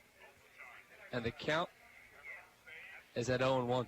The Reverend offers his services to both teams when on Saturday nights. Is that correct? typically it's Sundays. Sundays, yes. When we have the early games, I'll have to come in on Saturday because I preach on Sundays. Right. The 0-1 to Cullen is a called strike 2 on a breaking ball from Jordan Barrett. It's funny you say you preach. Our engineer back at the radio station, Paul Mattingly, he calls me. He says, I'm always preaching. Oh, that's great. That's awesome. Well, you guys actually do a fine job on the radio. It's really a neat thing to listen to you guys, especially when you can't make all the games. It's really good to hear you guys on the radio. We appreciate that. It's a 1-2 count to Hunter Cullen. Otters up 3-1 here in the bottom of the 4th. It'll be Cullen, Wietrich, and Meggs. Batters 7, 8, and 9 in the order. Here's the 1-2 from Barrett. There's a fly ball to left field. Going back is White, and he has room to make the catch. He had to stretch over and make the catch for out number 1 in left field to Hunter Cullen. Looked like he coasted over there, had plenty of time, had it all figured out, how many feet he needed to run, and he managed to do that. That's right. Tyrone, I heard recently you came back from a trip to Florida. How was it? Oh, it was amazing. Our family got to go to Kissimmee and Cocoa Beach. Ah. And, well-deserved. I mean, my family really needed time away, so it was awesome. Did you get a chance to go down Bill Beck Boulevard in Kissimmee. That's where the ballpark is. Really? No, I did not know that. Bill Beck Boulevard. There's an 0-1 count to Tanner Wietrich, and Barrett will kick and fire for an 0-1. That's the ball upstairs, and the count now even at 1 with 1 out. I used to have my RV down the street from there. Oh, that's nice. Well, we actually have 8 kids, so there were 10 of us. Oh, wow. Traveling, and it took us about 15 hours to get there. So 1-1, and this is foul behind home plate. we were able to drive straight through, and it was just really a neat time to be with family. Kissimmee, that's, my first contract with the Boston Braves, Milwaukee Brewers, which my contract was with. That's where they trained in Kissimmee. Really? Yeah. And there is a strikeout for Mr. Tanner. So 2 up, 2 down in the bottom of the 4th. With the Otters up 3-1, Jack Meggs will step to the plate. Jack is 0 for 1 today with a strikeout. Well, from Kissimmee, you didn't have far to go over there to see those Rockets in, where am I thinking of now? Where the Rockets, down in Florida where they shoot the Rockets. Oh, is that Melbourne Beach? No, Melbourne is further down. Oh, boy. Cape Canaveral. Okay, Cape Canaveral. Gotcha. Meggs shows bunt, and that'll be a called strike 1 as Meggs gets out of the box. 0-1 the count with 2 outs. You'll be heading south to go to Melbourne, That's whereas the Cape would be going to your east toward Daytona. Okay. I spent many a day in Florida, so I know Florida pretty well. Yeah, I was going to say, it sounds like you got your heads up on Florida. A lot of spring trainings I was out there. Oh, that's great. That's awesome. 0-2 the count quickly to Meggs. I tell you, we were right outside of Orlando, and we went to Disney World 3 years ago, and it was really nice and just really good to relax. I definitely feel you on that one. Had a resort and was able to stay there and swim a lot, so it was really, really good. There's a called strike 3 to Jack Meggs. We are pleased to have the Reverend Tyrone Edwards, the chaplain for the Otters, on the broadcast with us. Recently came back from a trip to Florida, but I think I've told you this before, but there is something about the spiritual impact on a team or athletics, and I think you do a fine job with trying to send that message to the Otters, trying to combine both play on the field with a spiritual mindset. Well, thank you. It's really a privilege to be working with Baseball Chapel, and they send us to workshops every 3 years, and it's just really neat to work with the guys in the Frontier League as well. What do you mean by a workshop? Well, they take us we fly out to like Dallas. Who's this now? Baseball Chapel, all the professional chaplains. Oh, really? Yeah, and this is all the teams, Major League, Minor League, and really? Frontier League, and it's been really neat.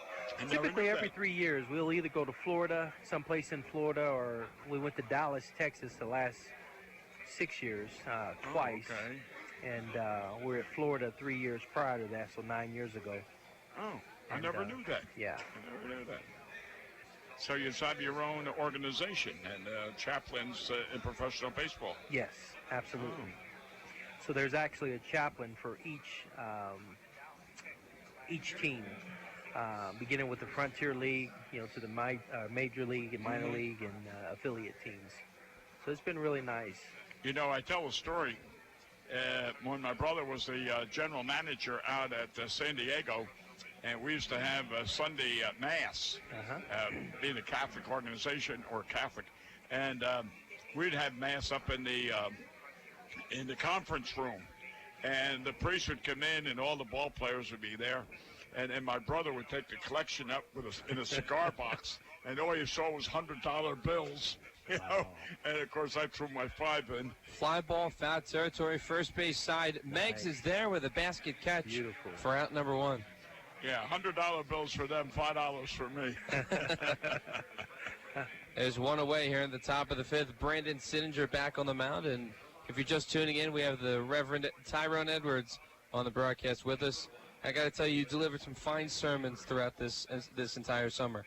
But thank you so much. It's really been a pleasure having you join us as well. It's always a neat opportunity to see more faces there.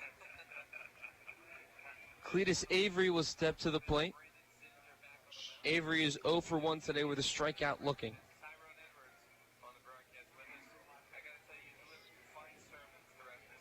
First pitch. Swing and a miss on a high fastball, and the count is at 0-1. Now, what is it about baseball that you love, Tyrone? Just knowing the players and befriending the players and getting to see them in action. I like athletes in general. And it's been really neat just watching the guys progress and grow. And starting out, I really didn't care for baseball. I happened to just get into this position by happenstance. Someone was actually retiring, and they asked if I would take on this position, and I did so, and I'm so glad and grateful that I did. Oh, where are you originally from? I'm in St. Louis, Missouri. Oh, you're a St. Louis guy. Yeah, Okay. Kirkwood, Missouri. All right. But I moved here when I was about 8 years old, so this has been our home. Oh, okay.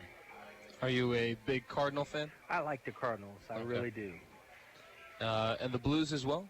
I do. Okay. Absolutely. So now that you're an Evansville native, more or less, there goes a shot. Look at that cool man out there in center field. And Hunter Cullen makes the Cats look easy for out number 2. I mean, he's like a Kentucky Derby horse. 2 up, 2 down in the top of the 5th. Go ahead. No, I was going to say, now that you're a native of Evansville and you graduated from one of the high schools, did you play football? You look like a football player. You know, I actually boxed all the way through. I won the Golden Gloves in 1989, and it was just football just wasn't in my sights at that time. Oh, a boxer. Well, you know, I was in the Golden Gloves one time, too.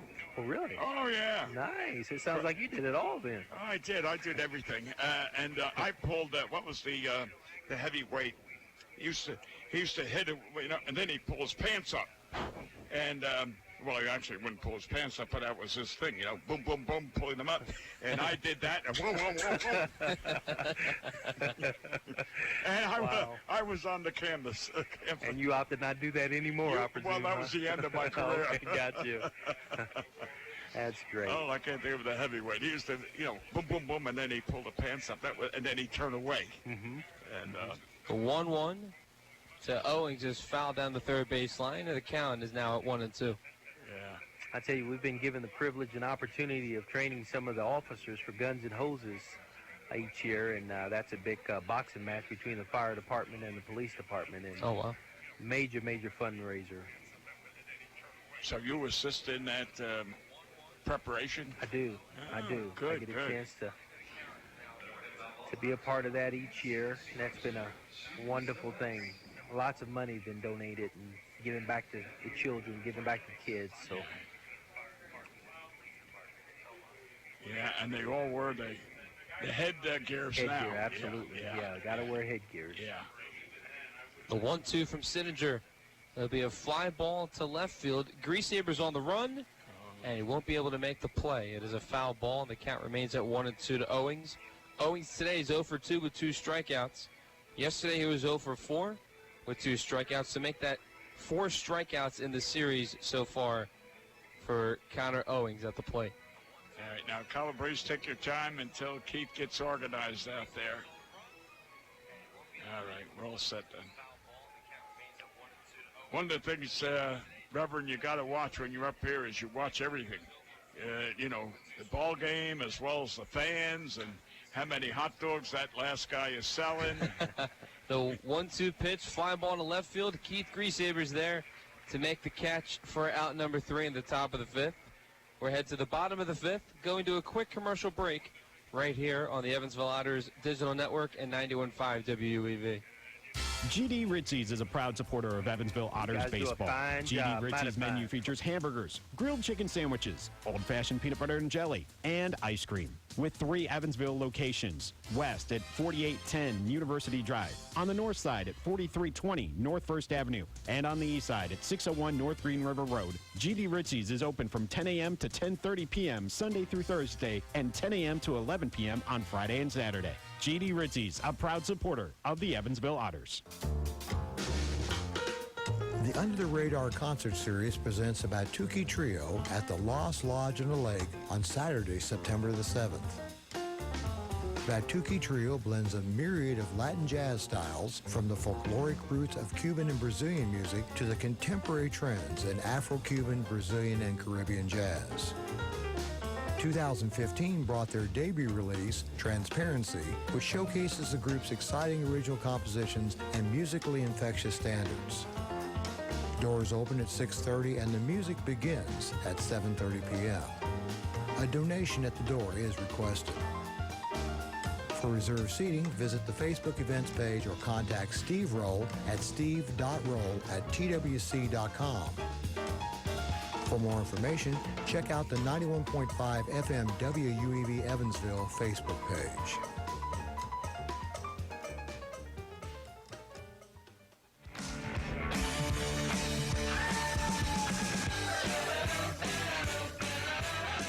Welcome back to Evansville Otters Baseball, live at Bossy Field between the Evansville Otters and the Gateway Grizzlies. Dave Nguyen, Bill McCune, and our special guest, the Reverend Tyrone Edwards, on the broadcast with us. We are in the bottom of the fifth, a 3-1 lead for the Otters with the top of the order due up, and David Cronin, Keith Griesaber, and Ryan Long stepping to the dish. A spark plug of the Otters leading off this inning, and we know Mom and Dad is in Chicago listening and watching.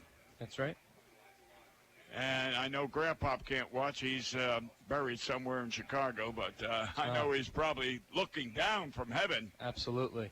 Cronin shows bunt down the first base line. Can he get there? He's there. And he is there. Cronin that was amazing. Extends his on-base streak to 18 consecutive games. Right, and how many times have I said that? That is a great opportunity. Do you remember Frankie White? Frank Scott. Frankie Scott that played absolutely. second. Remember how he used quick. to do that all the Absolutely. time? All the time. Yeah, Frankie would do that or lay it to the. Yeah. And I've been mentioning we ought to do it more. Wow. The bunt single executed by Cronin, and his on-base percentage coming into today was pretty high. Keith Griesaber steps to the plate. Cronin had a .389 on-base percentage heading into today.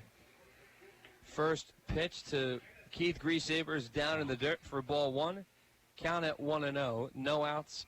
And the better thing about Cronin is when he gets on, he is a threat on the base path. Well, I've been noticing Mr. Chandler's got a pretty good arm, pretty accurate, at least in his throws. They don't have infield-outfield practice before games anymore, so you never get a chance to judge or gauge the arm strength or the accuracy of these catchers. So you've just got to wait and see in between innings how they throw.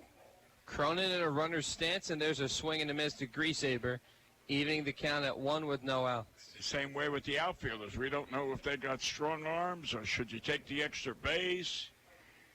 You got to wait until the situation presents itself before you can judge. 1-1 the count. Barrett will come set, fires the 1-1, and this is foul on the roof of Bossy Field, and the count moves to 1-2. Now, Reverend, from your perspective, we are witnessing history at this historic ballpark. From your opinion, what is it about Bossy Field that makes it an entertaining baseball game, and just how great it is to be here? I think it's just basically friendliness. Everyone is so friendly and open, and it's a man, I'm at a loss of words, and that's hardly ever happened. Yeah, wow. just look up. Oh, there we go. and you'll get inspired. Yeah, I think this park is definitely friendly toward family friendly. Have no problem bringing our kids here, and they're in for a good time, good entertainment, very clean and wholesome, and it's just wonderful. Otter Bells do a phenomenal job, and halftime entertainment is wonderful. It's just really neat. Payoff pitch to Griesaber, and that is a called strike 3, thinking it was ball 4, and Keith is down on strikes with 1 out here in the bottom of the 5th. There's no sense in my saying what I generally say. No, it is not, because that was a full count. All right. And Ryan Long steps to the plate. Ryan, one of the many members that attend the sermons on Saturdays and Sundays. Oh, is that right? Yes. Long does? Yep, Saturdays. Really? Saturdays in May and August, and Sundays in June and July. Well, I'm happy to hear that. And I tell you, we know his family down there in Texas, but I didn't know that. That's interesting. A good group, about, I want to say about 12, 14? Typically 12. Ground ball to shortstop, to second for one, to first. And that is a 6-4-3 double play turned by Andrew Daniel, and the Otters are retired here in the bottom of the fifth. But to continue the conversation, go ahead, Bill. No, I was just going to say that was another solid hit by Ryan, and thank God he's swinging that bat pretty good lately. So I'm sorry, Dave. Go ahead with Reverend. No, it's normally a good group. It's Ryan, Rizzatello, Tanner, Dakota, myself, Elijah, who else? Jacob Adams. Rizzatelli. Yes. Oh, Big Mike? Yes. Mike's there. Oh, no kidding. Austin Nicely. There's a good, solid group of us who, because the baseball schedule is rather busy, and sometimes there isn't time to attend service, so that's why Tyrone steps in. And well, that's interesting. The messages that you have sent every week have been powerful and given us things to think about, not only just for the ball players on the field, but when you step away from the field. And I think that's the powerful message you try to send each week. I'm so glad that people are so receptive. It's just been really neat to, I'm glad to be able to share. And of course, we do it with the visiting team as well. Right. And plus, we were able to minister to the umpires, so we get an opportunity of speaking with them prior as well. So that's been awesome.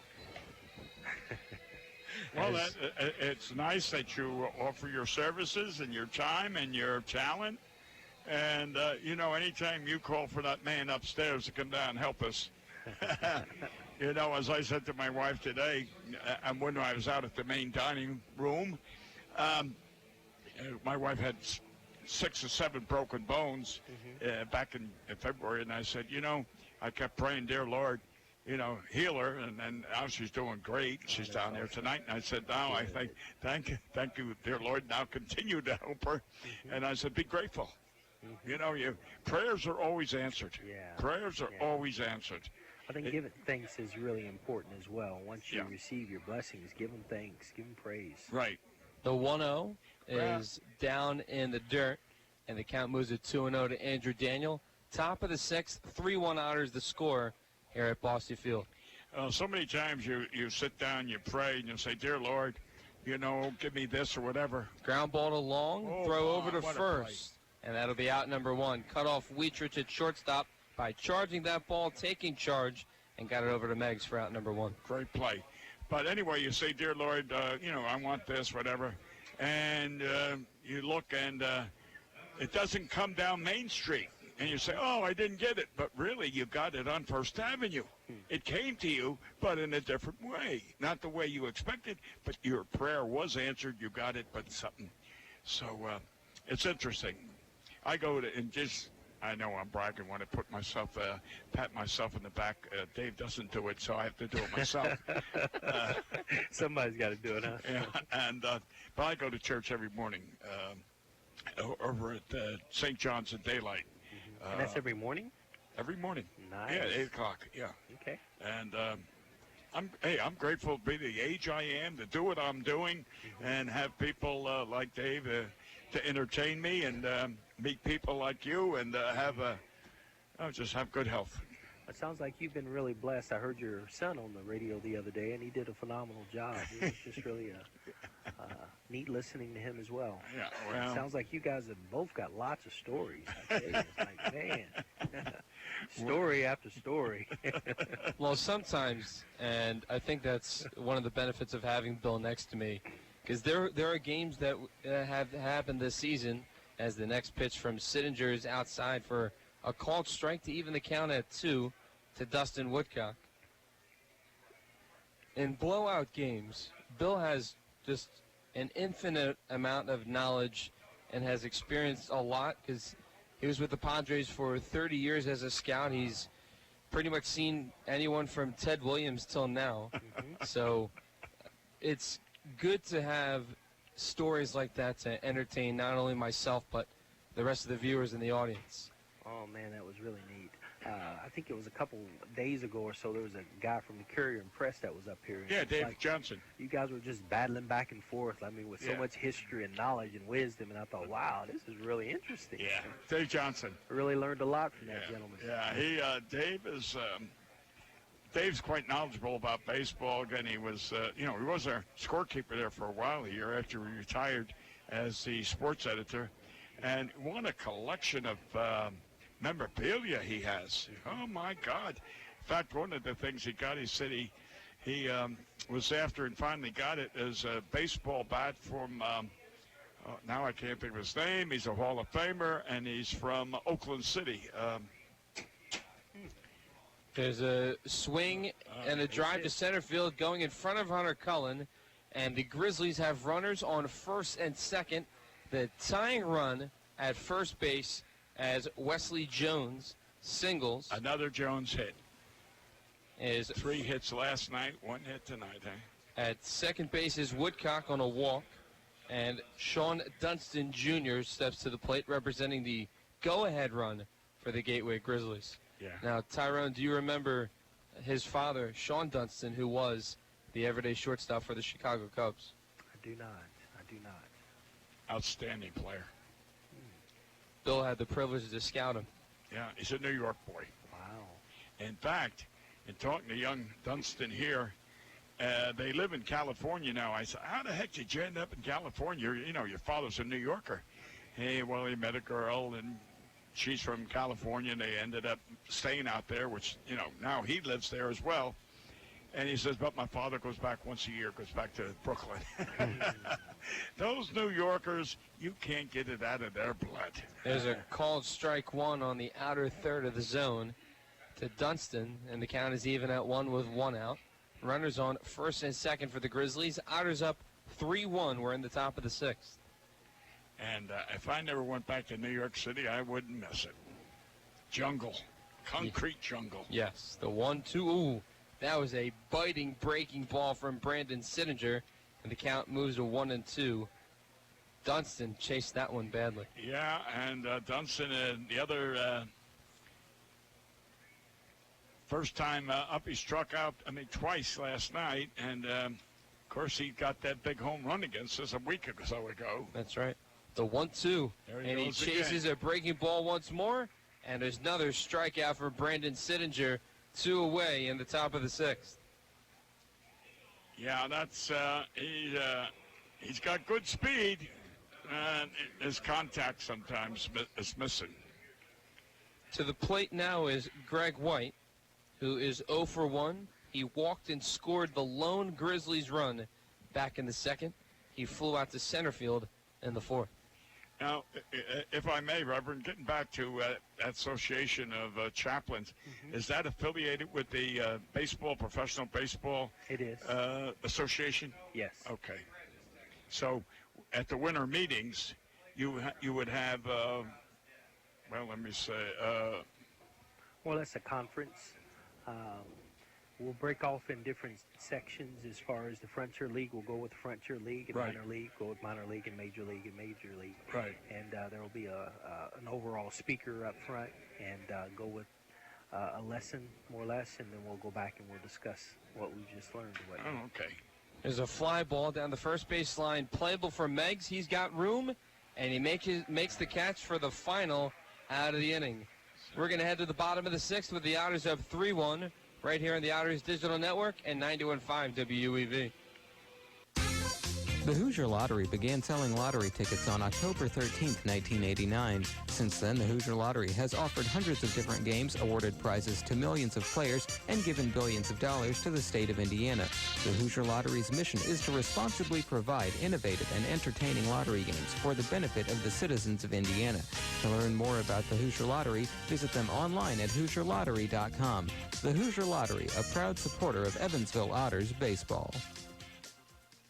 Heritage Federal Credit Union has 7 full-service branches in both Evansville and Newburgh, serving more than 38,000 members. Membership is open to anyone who lives, works, worships, or attends school in Vanderburgh or Warwick County. Heritage Federal Credit Union offers mortgage and consumer loans, checking and savings accounts, as well as online banking for members. Heritage Federal Credit Union can be reached toll-free by phone at 1-800-858-1693. It can also be found online at hfcu.info. The International Brotherhood of Electrical Workers, Local Chapter 16, would like to take time to say, Go Otters! The IBEW Local 16's jurisdiction includes 13 counties in southwestern Indiana, as well as Wabash County in Illinois. Its members are divided into several categories of electrical work, including inside construction, maintenance electric, residential wiring, and sign classifications. More information on IBEW Local 16 can be found online at IBEW16.net. Fireball. Welcome back to Evansville Otters Baseball. Dave Nguyen, Bill McCune on the call. We want to thank the Reverend Tyrone Edwards to join us for a few innings on the broadcast. We are in the bottom of the 6th inning. Otters up 3-1 thanks to a 2 RBI double by Rob Calabrese. Down the third base line, going into left field at ricocheted, and the left fielder had trouble. However, a good relay got him at third base. And you're right. That we owe those 2 runs to Mr. Calabrese. So to check in on the minors score between the Southern Illinois Miners and the Lake Erie Crushers, bottom of the 8th, Miners up 4-0. Still, they were 2-0, then they got 4-0. They're still 4-0. Correct. First pitch to McNamee is a swing and a miss for strike 1. Well, Long's ground ball to the shortstop for the DP was well hit. And whether he made the out or not, but tonight he hit a shot to second base his first time up. Now he hit that shot. That's good. He's making good contact, getting good swings, and that's what the base hits a fall. Here's the 1-1 to McNamee, and that'll be dropping in upstairs for ball 2. Now, what's the ratio we've got of balls and strikes now? I mean, it's got to be close to even again. Probably more balls than strikes. Count now at 3-1 after the ball from Jordan Barrett. Barrett has 50 strikes and 44 balls thrown. Okay. Here's the 3-1. And that'll be off speed, and that will be outside for ball 4. So another walk issued to Elijah McNamee, the second one on the day. To the plate now is Taylor Lane. Lane struck out in the 3rd, and he flew out to right field in the 2nd. He's 0 for 2. You know, for his control today, which is not good, he's been fortunate to get out of it, like last inning when Ryan hit into the double play, and then, of course, that first time when we had the bases loaded and Lane struck out. He's been lucky, put it that way. First pitch. Swing and a miss on a high fastball from Barrett. And the count is at 0-1. And that was Tyler. He loves to swing at the first pitch, no matter where it's at. From the belt, McNamee at first. Barrett stares at him, now fires the 0-1, and it's be called strike 2, belt high, outside on the outer third of the zone. Count is now quickly at 0-2 with no outs. 3-1 Otters lead after the 2 RBI double by Calabrese back in the 3rd. That is where we stand right now, and Lane takes a ball outside, moving the count to 1-2. Well, there's not that much noise coming out of the crowd. They're all even. And a swing and a miss to Lane, and there's one away. Warming up in the Otters bullpen is Drew Byer, and most likely the day for Brandon Sittinger is done. Is in line for the win. Well, yeah, he's gone 5 innings, and he's entitled to the win. I know I said last night I'm glad Byers coming in because I think he does a good job. And then hopefully can go the 7th and 8th and bring in, the Dartmouth. Wasn't it Dartmouth? No, the Brown. Brown, okay. Dartmouth, Brown, Princeton, Columbia, who cares? Just the location. Yeah. Some are colder than the others. Well, and the same token, a little more expensive, too. Maybe $100,000 a year. Yes. The 1-0 pitch will be upstairs for ball 2. Calabrese is the main reason why there's a 3-1 lead. In his last at-bat, he had the 2 RBI double back in the third to give the Otters now their 3-1 lead. 1 out, McNamee at first. 2-0. Be a breaking ball down and in for ball 3. Again, don't swing, please. Not on a 3-0. We ought to write a book. On a 3-0, what should you do? Take a strike. Yes. Runner goes down to second base. McNamee is safe. Wow. The throw was in time by Taylor, and the tag was not. It was a fall-away type slide where he held on with his hand. That was a George Case. You probably don't remember George Case. He played with the Washington Senators and later was a coach for Rutgers University. That's what he used to do. He used to slide past the base and grab it with his hand. 3-1 now the count. Runner on second base and McNamee. 3-1 game. Advantage Otters over the Grizzlies. There's a fly ball. It's going to be foul on top of the roof. And the count is now full with 1 out. Built today in 1921, Babe Ruth starts a record streak in which he gets at least 1 extra base hit in 9 straight games. Impressive. Oh, I'd say. I didn't know he got extra base hits. I thought he got home runs. Payoff pitch, and that's ball 4 outside. So Calabrese works a walk, and there are runners now at first and second. Paul, Big Poison, Paul Lloyd loves to talk about Babe Ruth when he, Big Poison was playing with Pittsburgh, and the Babe came into town, and of course he was having drinks ordered all night to his room, and then like 6 o'clock in the morning, they said 10 pork chops. And they said, oh, boy, he's up all night long drinking. He gets pork chops for breakfast. We got him. And that afternoon, he hit 3 home runs. Those days, Paul Big Poison loves to say, he stole second base one time, and when he was sliding, the pint of whiskey that he had in his back pocket broke, and he was starting to curse, and they said, are you hurt? Are you hurt? You know, did the glass cut you? And he said, no. I just broke the bottle, and he was more concerned about breaking the bottle than he was if he was cut. They were a wild crew in those days. Drink. Sir Hunter Cullen will step to the plate. With runners on first and second, the Otters already have a 3-1 lead, looking to add more in the bottom of the 6th. And we finally got somebody down there in the bullpen warming up for the Gateway. First pitch to Cullen. It'll be called a strike 1. I would say that was a complimentary strike. A gimme call? Yes.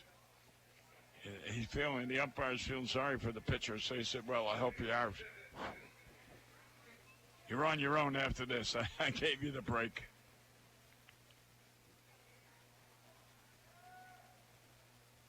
The 0-1. Shot to right field, but that'll be drifting foul. Yeah. 0-2 the count to Hunter Cullen. Hunter today is 0 for 1 with a hit by pitch. He flied out to left back in the 4th. If my eyes were that good, I'd read that speed gun down there, but I can't. It looks like it's right now it's 000, but I don't know. I won't be able to read it when it records. 0-2. That'll be a ball outside. Count now at 1-2. I'm going to say it was 80-something.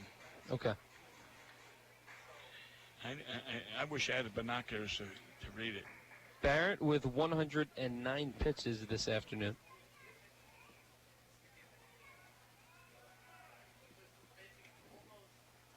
A 109, you say? Yes. And we're in the 6th inning. Correct. So I would say yes, 109, and he's got one out. He still has to give one more pitcher, would be 110. A 1-2 would be a foul ball in front of home plate, and we'll go back at it again. Out of the 110, 60. All right, 60 and 50. How's that? 60 strikes, 50 balls. 58-52. You're close. I know. You always correct me. The 1-2 from Barrett. Swing and a miss, and that is a strikeout, and out number 2. Second strikeout this inning for Jordan Barrett. Well, if you notice, it was he's finished now. That was an off-speed pitch that confused Hunter completely. He went down on one knee. We used to have a hitter here. He's out there. His number 4 is on the scoreboard or on the fence. And when he would swing, he'd go down to one knee all the time. So there will be a mound visit, and Phil Warren, the manager for the Grizzlies, takes the baseball away from Jordan Barrett. The check-in on the Miners score. In the top of the 9th, the Miners lead the Lake Erie Crushers 5-0 in the top of the 9th. Well, I don't think we're going to break the champagne tonight. Not because of us winning or losing, but with the Miners, everything gambled on them losing. Nothing's a guarantee. Right. The Otters are in control of their situation right now with a 3-1 lead. Let's see if I can get you with another fact. There is a pitching change for the Gateway Grizzlies. Other scores around the Frontier League. The Florence Freedom defeated the Joliet Slammers 9-7 in Game 1 of a doubleheader at home. The River City Rascals are defeating the Washington Wild Things 7-5 in the bottom of the 6th. The Windy City Thunderbolts are defeating the Schaumburg Boomers 3-0 in the bottom of the 5th. And in Game 2 between Florence and Joliet, the Freedom lead 4-0 at UC Health Stadium. 5-0 Miners, and the Otters would have a chance to clinch a postseason berth tonight with a win here and a Miners loss tonight. As we check the new reliever in Dakota Smith for the Gateway Grizzlies. Tanner Wietrich to the plate. Wietrich has the RBI walk that happened back in the 2nd inning. A bases loaded walk. It was a key walk. Again, that tied the game. And allowed the Otters to carry momentum in the 3rd. But it was the 2nd time in the game so far that the Otters have had the bases loaded. And one time we scored, the other time we didn't score. And we talk about quality at bats. Those are the golden opportunities. Right. Smith in as a righty, and he hits Tanner Wietrich, and now the bases are loaded again. That is the 3rd Otter batter that has been hit by a pitch in this game. Ryan Long. Ryan Long and Hunter, and now Tanner. And that brings up Jack Meggs, who was struck out twice tonight. Maybe the 3rd time is the charm for Jack. Let's Jack. hope so. We know his mother and father, Mother T, is listening and watching. And I know she's probably got the rosary beads out, too. And A base hit would certainly help seal this game. Yes.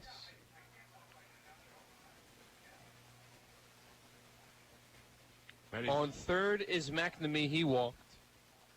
On second is Calabrese. He also walked.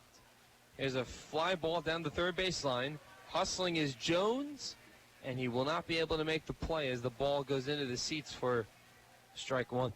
However, he hustled over there. Give him credit. He didn't make the catch. It was in the stands, but boy, he hustled over there. That would have been what am I trying to say? A disastrous play for the Otters. 0-1 the count to Meggs. McNamee at third. Calabrese at second. Wheatrich at first. As a fly ball to left. Going back is White to the warning track. And he'll make the catch at the warning track. It goes into the wall. And that will end the threat. We head to the top of the seventh. Otters holding a 3-1 lead over Gateway. Back after this on the Otters Digital Network and 91.5 WUEV. Why Old National Bank? Old National Bank began in 1834 with just one room and a passion for helping people prosper. Today, we are honored and grateful to be the financial partner for so many businesses, families, and individuals like you. From our commitment to safety and security to our promise of service that will exceed your expectations, we want to be your bank for life. Old National Bank, member FDIC. This Evansville Otters broadcast is made possible through support from New Image Travel. New Image Travel provides motor coach charter service to the United States and Canada with pickup within a 150-mile radius of Evansville. A full list of New Image Travel's offerings can be found online at newimagecharter.com. New Image Travel can be reached toll-free at 1-800-432-6213. New Image Travel, a proud supporter of Evansville Otters baseball. The Tri-State Area Marathon service stations are proud supporters of the Evansville Otters. Marathon has over 5,100 Marathon-branded stations nationwide, and a full list of area Marathon stations and a list of daily gas prices are available online at myMarathonStation.com. Marathon provides products which support commercial, industrial, and retail operations. Marathon's slogan is Fueling the American Spirit.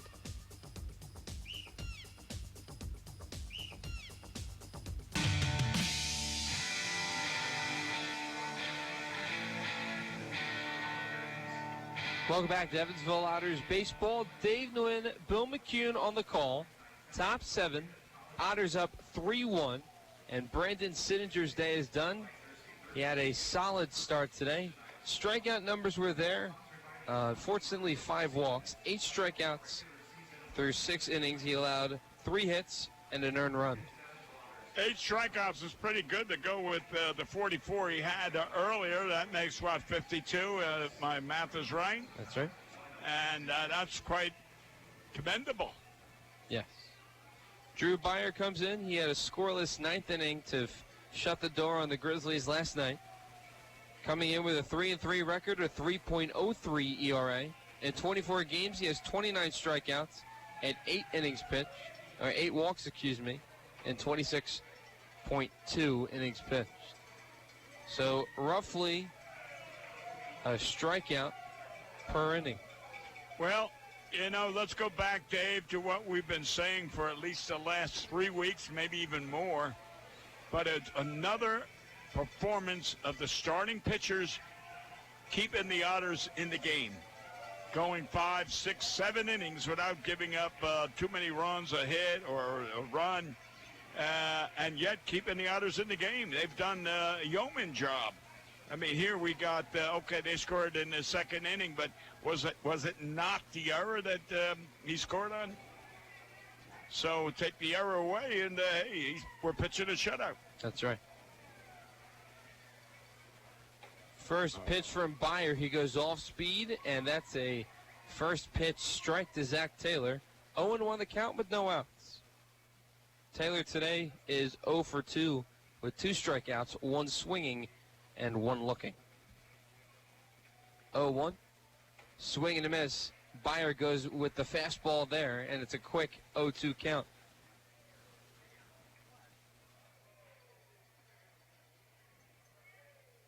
Taylor hitting .249 on the year.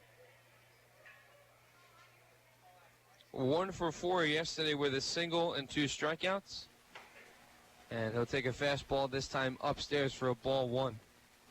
So 2 strikeouts yesterday for Taylor, 2 today, so 4 in this at-bat. 4 coming into this at-bat. Byer will come set. Here's the 1-2. A called strike 3 on the outside corner, and there's 1 away in the top of the 7th. So that makes 3 strikeouts for Mr. Taylor I got for tonight. Yes. Wow. To the plate now is Gunnar Buhner. He got the big base hit that drove in the run. The lone RBI by the Grizzlies tonight as the Otters lead 3-1. Byer comes set once more. Here's the first pitch. This way he popped up. In the infield, hustling in is Ryan Long. And Cal Brees cannot make the squeeze on the play. And it'll be strike 1. Well, that is... that was a tough play. It's a tough play, but you know, I got to... that was one of the things I used to love about catchers in our pop-ups.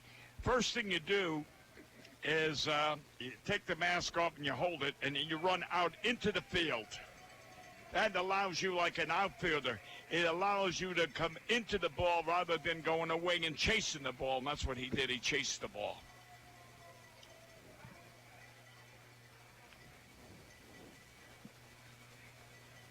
Owen won the count to Buhner. 1 for 2 with the RBI single.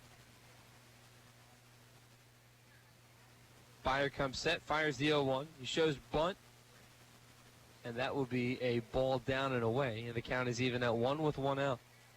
One of the most difficult things for a catcher is when the most of the fly balls that are cut within a 5 to 10 feet of home plate, whereas you're looking up and you kind of get dizzy.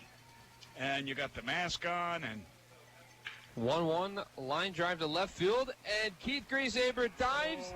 It will be ruled a hit. Base hit. Base hit. Griesaber thought he caught it. So did I. He's going to argue, as so is the skipper, Andy McCauley.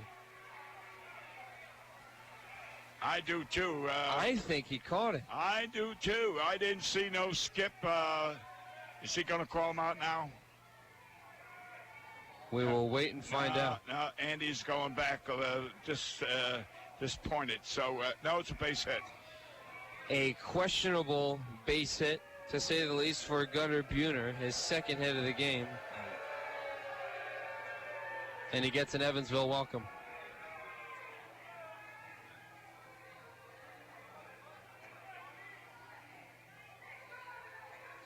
Cletus Avery to the plate. So with 1 out and 1 man on, Avery steps to the plate.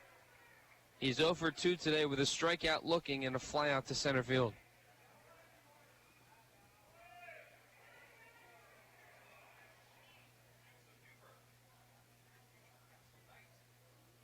First pitch to Avery. A called strike on the outside corner from Byer. The count is at 0-1. You know, he started the first pitch in this inning. He threw that off-speed curveball very, very well, and that's exactly what he just did to now. He's got good command of that pitch. He ought to keep throwing that a lot. There it goes again. And right down the heart of the plate for strike 2. When you've got something, keep it going. 0-2 the count with 1 out.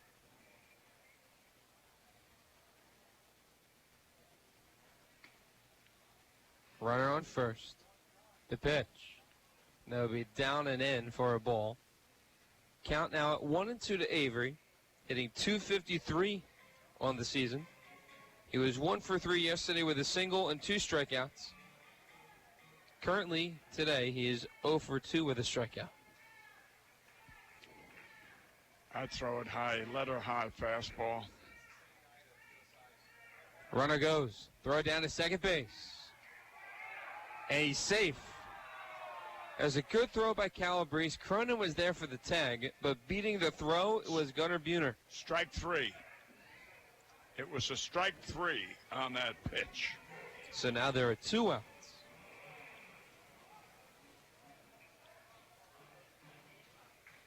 Oh, well, here comes Max. What are you going to say, Max? Well, he has Cam Opp warming up, a lefty, and the lefty Connor Owings is to the plate. And looks like there's going to be a call to the pen. You know, Drew Byer records 2 outs. And for the lefty-lefty matchup, Cam Opp will enter the ball game as there is another call to the bullpen.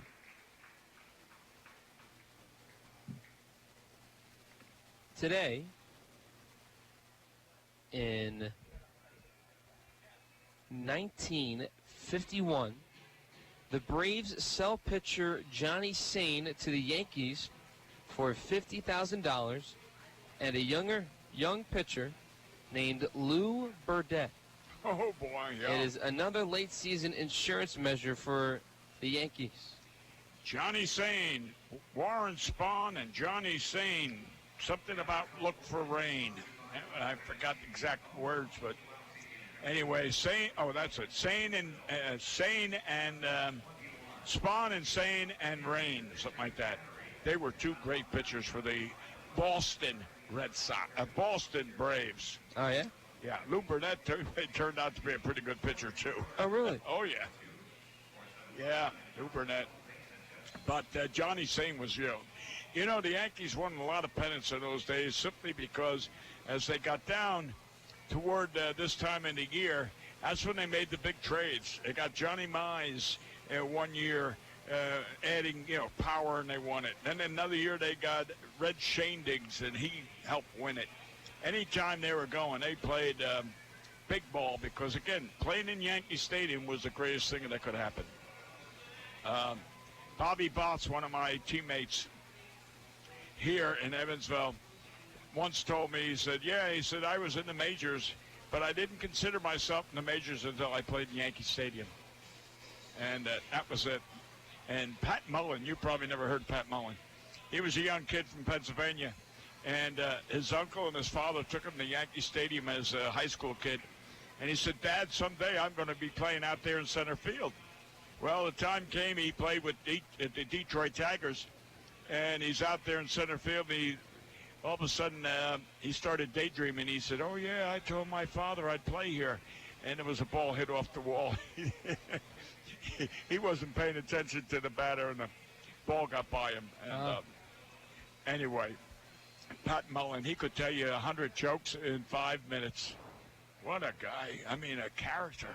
And take napkins from the table and make different things, dogs and things with napkins. So Connor Owings to the plate. That's rather interesting.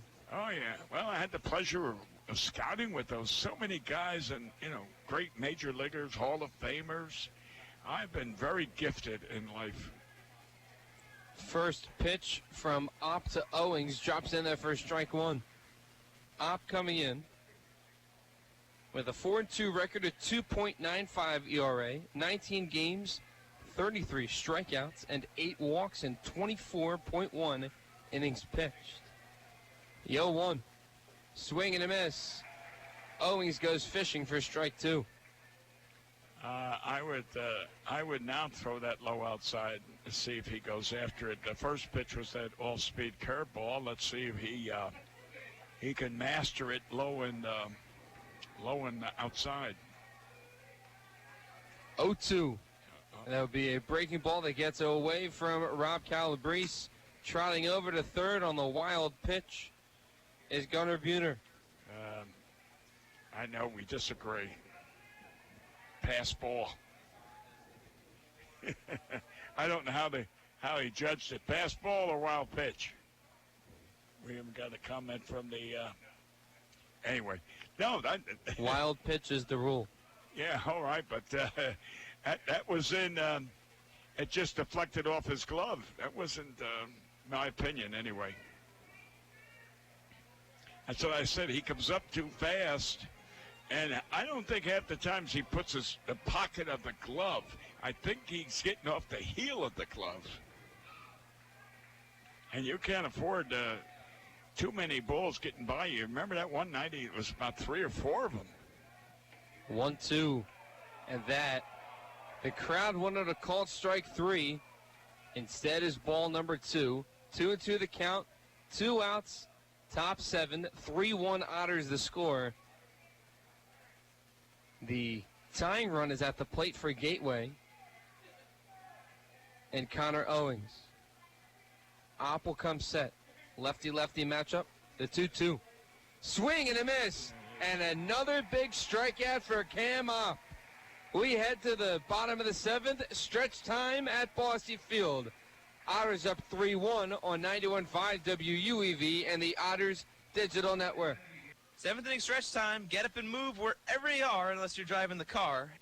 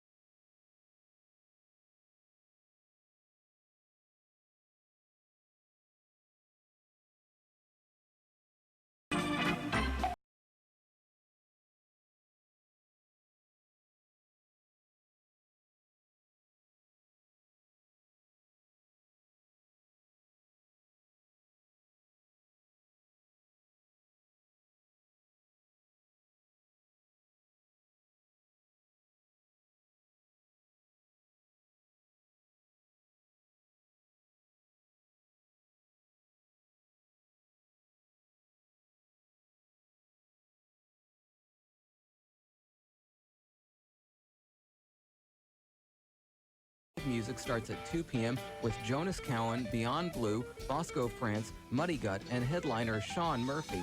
The event will also feature multiple food and drink vendors as well as an art contest. If you'd like more information on the event, you can contact the River Basin Blues Society at evansvilleblues.com or visit the River Basin Blues Society Facebook page.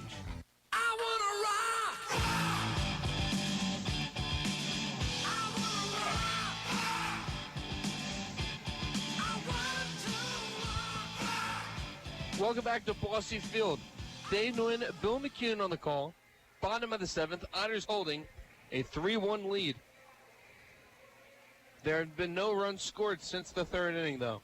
No, because we've had the opportunity to put men on base, but you look up at the scoreboard, and right now they ruled that last questionable catch out there by Keith as a base hit, and that gives the Grizzlies 4 base hits, but the Otters only have 3. 3 runs on 3 hits? Yeah, and Calabrese has got the big double that was... scored 2. And then you have Cronin with that beautiful bunt, and then you have Big Mac, and that's the only hits we've got tonight. We have not had quality at-bats, except for Rod Calabrese. I mean, too many times bases loaded, and we don't score. That's, that's when we need the Reverend. Here's the 1-1 to Cronin. Is a ground ball on a hop to Daniel at shortstop, throw over to first, and there's one away. It looked like Richie Aspern on that one, how he just placed that. I don't know if you noticed the way Dave swung at that ball. He didn't take a good cut. He just slapped at it and hit a good shot to the shortstop, one hop. But he slapped at it. That was good play. Keith Griesaber steps to the plate. Keith is 0 for 3 today. A ground out, a fly out, and a strikeout.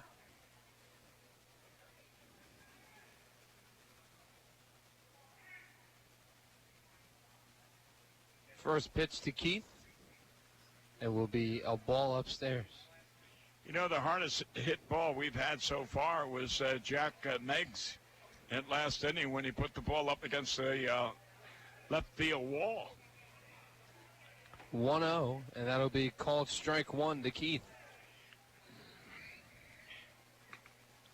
1-1 the count, 1 out. Otters up 3-1 here in the bottom of the 7th.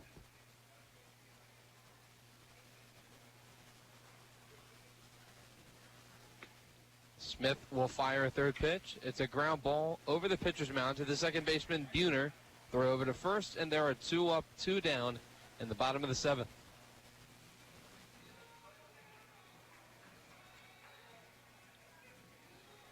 To the plate now is Ryan Long. Ryan is 0 for 2. But has hit the ball hard every time up. Short, he had a good shot at the shortstop. He had a good shot at the second baseman. Ryan also has a run scored, and he reached on a hit by pitch. Right. And it sounded like it was a foul ball. First pitch to Ryan Long is called strike one.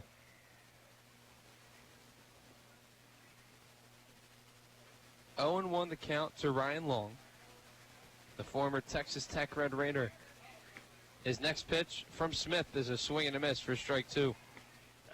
He pulled away at that time. That's one of the bad swings he's got. Is his hips are pulling away and his arms swinging, and you're always short when you do that. 0-2 the count with 2 outs. You've got to go straight into the pitch. And that's a ball outside. 1-2 the count.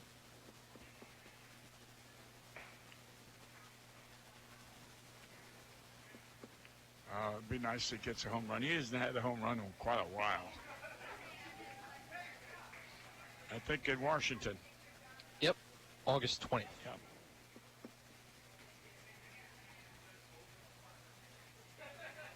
A lefty-righty matchup with Smith on the mound for the Grizzlies. The 1-2. Check swing. Ryan generally goes to that pitch and misses it because, boy, that is a good breaking pitch. Goes in the plate, then cuts down by his ankles. And Ryan held up on that. That's good. 2-2 the count with 2 outs.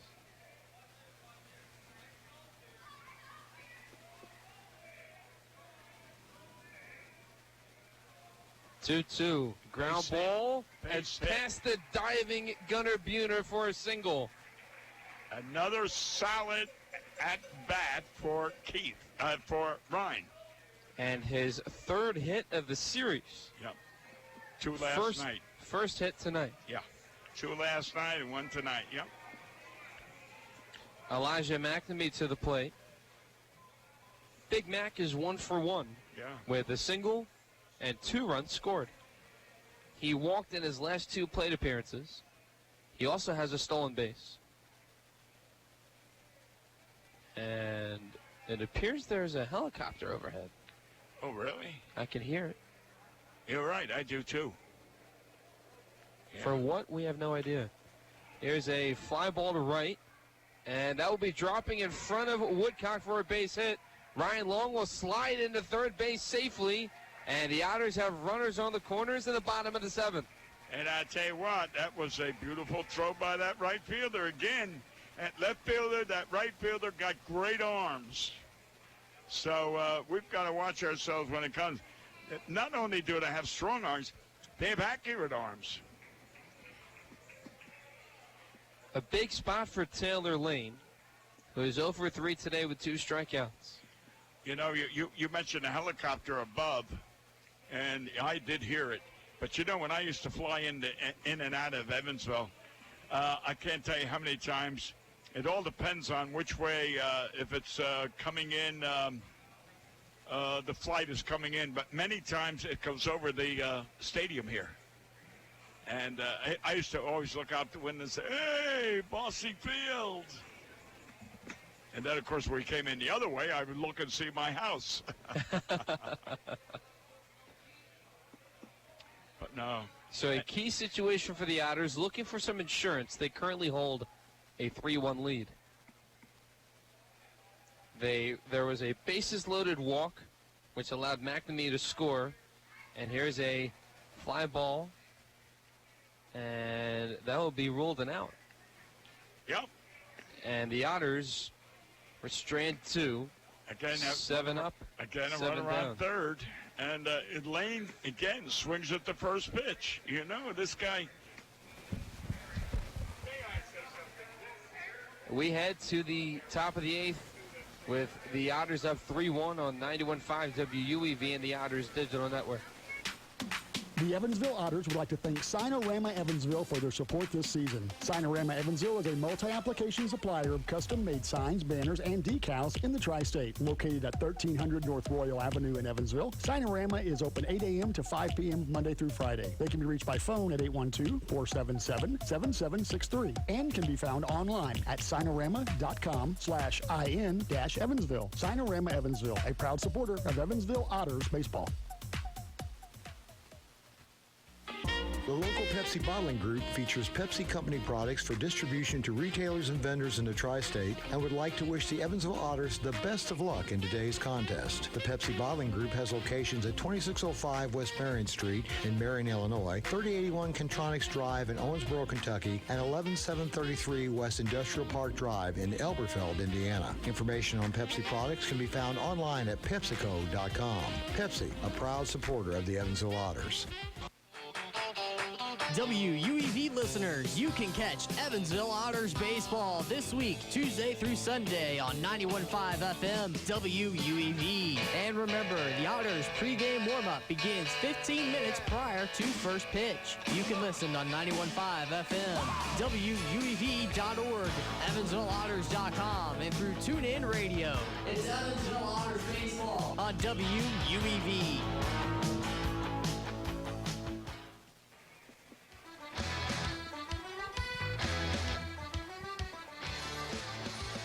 Welcome back to Bosse Field. Dave Nguyen, Bill McCune on the call. 3-1 Otters in the top of the 8th. Cam Opp on the mound. Andrew Daniel to the plate. First pitch from the lefty Opp is a swing and a deep foul ball down the left field line. The count is at 0-1. Yeah, and is this a pitch hitter? Number 9? Let me see. It looks like it's a pitch hitter. Let me look. So it's the same batter. We thought that he was going to be wearing number 5 in the series, but I guess he had found his original jersey number. Okay, Daniels. Okay. Andrew Daniels. Okay, the shortstop. Like Daniel, my brother? Yes. You are older than me? Well, I don't remember that. I remember Danny Crockett. Okay. I met him one time. There's a called strike 2. Davy Crockett, king of the Horn Frontier. Okay, so we got a 1 ball, 2 strikes on the Soldier Boy. And there's a ground. Ooh, athleticism by Cam Opp. Toss over to first. And that is 1 out on the 1-3 toss. Opp with the hops for out number 1. Yeah, I bet that's from jumping jacks from the military training when they were doing jumping jacks. He had to jump so high. I tell you, he went from a 5'9" body to about a 6'1" body. Anyway, it goes to show you that he's a true pitcher. Not only can he throw strikes, he can field his position. And he's been a great asset to the Otters so far this year coming in. And yes, he has. His first pitch to Woodcock is inside for a ball 1. Count at 1-0 with a 1 out. And you say he got an extension from the Department of Army to stay here until the season ends. That's great. As far as I know. All right, that's great. The 1-0 pitch. It will be ground foul behind home plate. Count is even at 1 with 1 out. You know, I just thought of something. You asked about that helicopter. Maybe it was here to pick him up. And they said, oh, no, next week. Not today, next week. 1-1 the count with 1 out. The pitch. Off speed, and that breaking ball hangs upstairs and is a count at 2-1. So the Miners win tonight. But after talking to Director of Communications Preston Leinenbach, tomorrow, if the score were to hold tonight, tomorrow the Otters win and they are in. Yeah, so they don't need the minors. They don't need the general, Napoleon. 3-1 the count to Woodcock. Op comes set, fires the 3-1. There's a ground ball and a foul ball down the first baseline, and the count now goes full. And Secret Weapon is still with us tonight, although he don't have his radio on. Great that Bruce is still sticking around. Yeah, he's down there with Joel, the general manager, and I guess they're talking about the old days. They were both great friends of Greg Jeltz, the former manager here, which the one that the Reverend mentioned, that's when he got started, when Jeltz was the manager. That's right.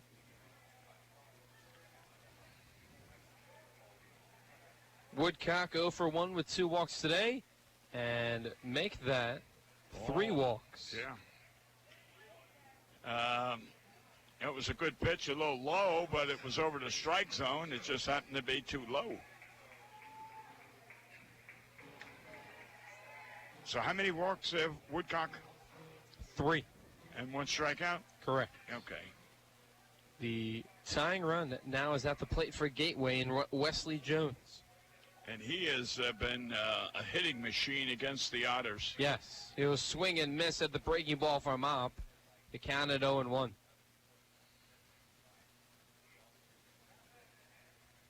0-1 the count with 1 out. Jones had 3 hits yesterday. He has 1 today to make it 4 in the series. 0-1 pitch. Swing and a miss. Jones tried golfing that one out of the ballpark and is now a quick 0-2 count. Now, if you notice, that was in the dirt. He chased that in the dirt. And, you got a 0-2 count. Come back with that same pitch. See if he goes fishing. Don't give him a fastball down the middle. 0-2. Down and in for another strikeout for Cam Up. Has come up with big strikeouts time and time again, displaying that one tonight. You ain't kidding. That's what he's been doing most of the year. He's getting that big strikeout when he needs it. And he's been a great, great asset to the don't tell me we're taking him out.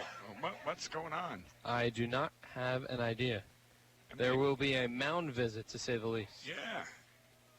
I mean, what are you going to say? Here comes Sean. And Sean struck out twice last night. And once tonight. And last time up, and he struck out. And although, if you remember, he did pull a 2-run homer. A 2-run homer, and he hit one off the wall. And then last night he hit a shot down there. It was foul. So I would just keep the ball outside. Don't pitch inside to him. So this mound visit was more, hey, be careful, because he has home run power. Do not want to give him a pitch to hit. All right, see how he extends that bat out over the plate. I mean, you don't see many batters do that. What he just did. First pitch, and Dunston shows bunt and pulls the bat back.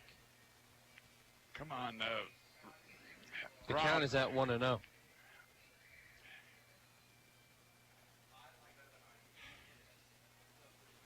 Runner on first. Dunston represents the tying run of the play.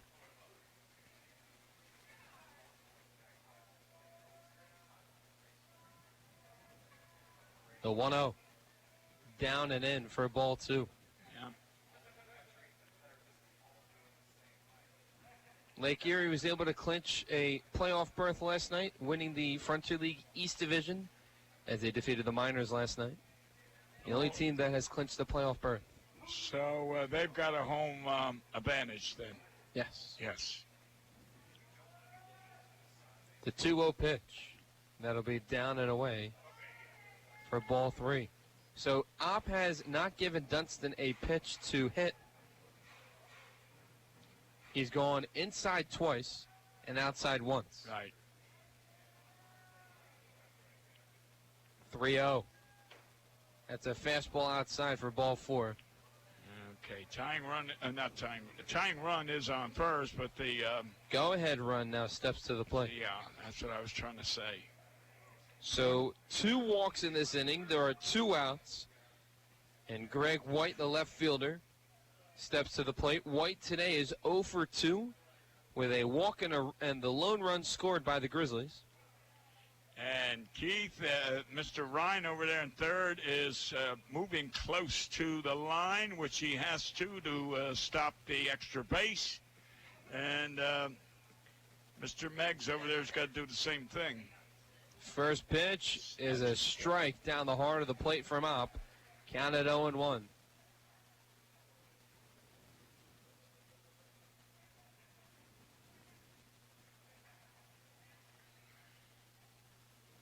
The saying is big-time players want to play in big-time games.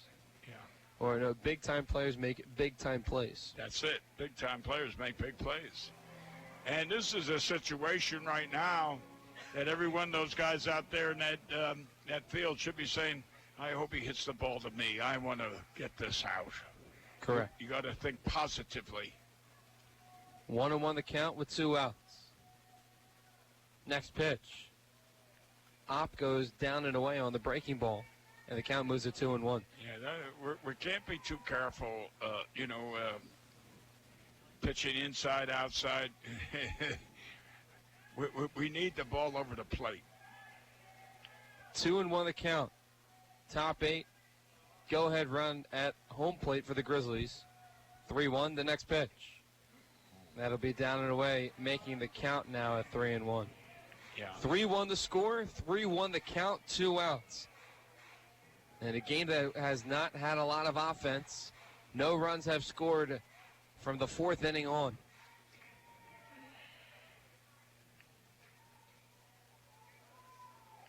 It's got to be a fastball over the middle. That will be ball 4. So that's all. 3 batters that we have on base are all walks. And the bases are loaded for the Grizzlies. And here comes the catcher, if I'm not mistaken, and he has struck out all 3 times at bat, Mr. Taylor. Correct. We have a lefty in Abraham Almonte warming up in the pen if necessary. Right. Now, if I'm not mistaken, Mr. Taylor has been called out on the last time a strikeout. It was a called 3rd strike because it was a fastball down the middle, but he was set up with the curveballs, although it was a different pitcher.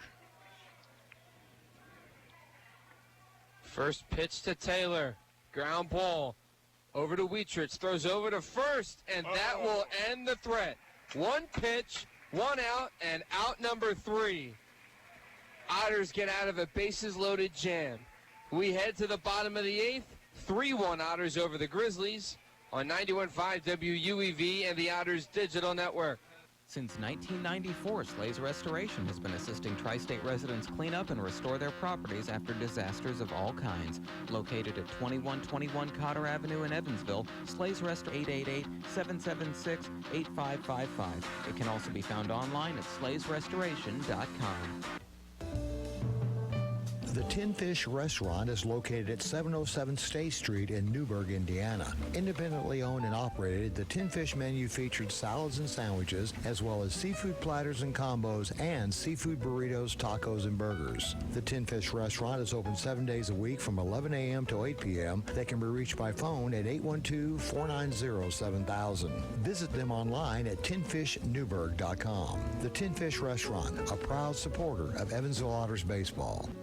SRG Global, a Guardian company, would like to wish the Evansville Otters the best of luck in today's contest. Founded in 1932, SRG Global is one of the world's largest manufacturers of chrome-plated plastic parts for the automotive, commercial truck, and household appliance industry. Located locally at 601 North Congress Avenue in Evansville, SRG Global can be found online at srgglobal.com. They can also be reached in Evansville by phone at 812-477-6151.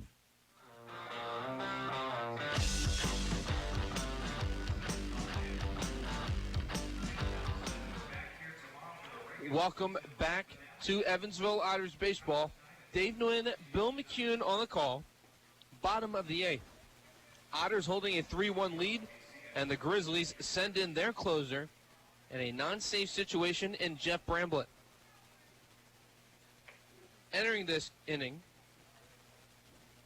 Bramblett, a .52 ERA, 42 games, 13 saves, 51.2 innings pitched, 57 strikeouts, and 16 walks. The Otters saw Bramblett when the Grizzlies were here 2 weeks ago in Jordan Barrett's win on a Friday night.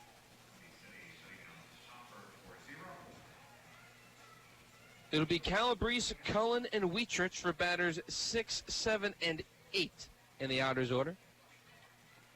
A cool night here at Bosse Field. And I understand Lady Elizabeth is in attendance. Yes, she's made it. She's got a 10 o'clock appointment with rehab for tomorrow. All right. So our schedule is 8 o'clock mass and get out at 8:40 and then hustle over to the rehab center. It's one of those things that not a rehab that comes to the house anymore, but you go to them now. Okay. She's doing tremendous improvement, and thank God. Yes, 100%. Oh, yeah. It's always good to see her. Well, we were talking about the Reverend about praying, and I used to say, dear Lord, let her get better, and she has. My sweetheart. The 1-0. It will be a called strike one to Calabrese at the knees, and even count at 1 from Bramblett. My wife, Lady Elizabeth, loves to tell people, she said, 63 years ago, I used to wait out the ballpark at the gate at Bosse Field for him to finish his play-in. And here it is now, 63 years later, I'm still waiting at the gate for him. And she is so right. She is such a wonderful, wonderful woman. Mother of 7, grandmother of 12, great-grandmother of 2. That's wonderful. Yeah, and she treats those great-grandchildren just like they're her own. The 2-1. Swing and a miss. The fastball blows by Calabrese, and it's even count at 2. Yeah. Taylor Wright warming up in the Otters pen. And you may have gotten confused. I call him the Dark Wright because he is a big fan of the Batman or the Dark Knight trilogy. So, and another hit batter. The fourth, I believe, of today. Yes, it is. Fourth on the Otters, that is. Yeah. Four Otters have been hit by pitches from the Gateway team. Yes. So today's attendance, 1,278 on a Weenie Wednesday. There was a hot dog eating contest that occurred earlier today. And I want to congratulate Josh. He was the winner. Oh, Josh was? Yes. How many did he devour? I think it was 4. Oh, my God. In 3 minutes. And do you remember, do you pay attention to the Coney Island one in New York? And, yes. They're talking about 20-30. And generally that Japanese guy. Kobayashi. Yeah, yes. and he puts away 20 or 30. Guess again, Bill. He's put some in the way in the 40s and 50s. Oh, well, all right. Well, then, all right. His challenger, Joey Chestnut. Yes. Oh, you do pay attention. Every once in a while. Yeah. Cullen shows bunt, pulls the bat back. It's a 2-0 count. A 4th of July tradition. Yeah, is that what it is? Yes. I know it's Nathan's Hospitals on Coney Island. Nathan's Hospital or Nathan's Hot Dogs? Yeah. You know what? There was a little bit of humor to tonight. So the sponsor was Deaconess Hospital. Oh, yeah. With a hot dog eating contest. Yeah, and go ahead and 2-0 is down and away for ball 3. And Deaconess specializes in what? The heart. Yeah, good hot dogs. They're bad for your heart. The hot dogs are bad for your heart. So hopefully the audience can tell from the humor of today. Yeah. Don't. 3-0. Called strike 1. Right. You know, I go to Deaconess, the satellite on Lynch Road for my blood test. They open at 7:30. You get there at 7:28. They open the door at 7:30, and at 7:40 you're out and gone. They got your blood and your money. 3-1. Cullen shows bunt. And he fouled that one on top of the plate. And the count is now full. Yeah, that's and I always am the first one there. I help them open the door, and they get the blood, and it's great. Count now full as Wright continues to warm up in the Otters pen. Cullen shows bunt once more. Runner goes in Calabrese, and that is ball 4. And so runners on first and second for the Otters. No outs. And Mr. Tanner is the batter, and he made the play last inning to smother the fire that was building. By the Gateway Grizzlies, they have the bases loaded, 2 outs, and it seems like that this happens every time this season, Bill. You make a great defensive play, and you're one of the next 3 batters in the lineup coming up. Right. So the Otters are looking for an insurance run. Entering this inning, the Otters have left 8 runners on base. And here's what we're going to do. I think what Andy's talking to Tanner now, saying, okay, look, I want you to put a nice bunt down the third base line, and we're going to move those runners over to second and third. And then if Mr. Meggs can hit one like he did the last time, we got ourselves an RBI. 8 runners left on base, 5 of them in scoring position. Yeah, well, that you and your quality at bats. I'm not making fun. I'm just. Oh no, it's perfect. It's. But you're correct. right. The first pitch to Tanner Wietrich is called a strike. He didn't like it. You got to get it down third, make the third baseman. Well, put it down safe anyway. You want the third baseman, if possible, to field it because advance the runners. 0-1 pitch. Shows bunt. It's a pop-up. And backing away the umpire and making the catch is Taylor, the catcher, for out number 1. How many times have we seen that this year where the man that's bunting, whether it's an Otter or an opposing player, it's a foul fly ball. And you just mentioned it. The catcher, Taylor, he immediately turned and went after it. The umpire was in the way, and he pushed that umpire out of the way. Now, that is not abusing the umpire, but the umpire was in his way. Jack Meggs to the plate. Jack has 2 strikeouts tonight, as well as a flyout to left. Runners on first and second for the Otters with 1 out in the bottom of the 8th. First pitch is flaring foul down the third base line. You know, Dave, as a former catcher, one of the things I hated about umpires, and I used to be friends with the umpires all the time because they always gave you a break when you're at bat. But the point is they'd lean on you. They'd put their hand on your shoulder, and they're just restricting you. You can't move because, you know, you're pushing them out of the way. They got to keep their hands off the catchers.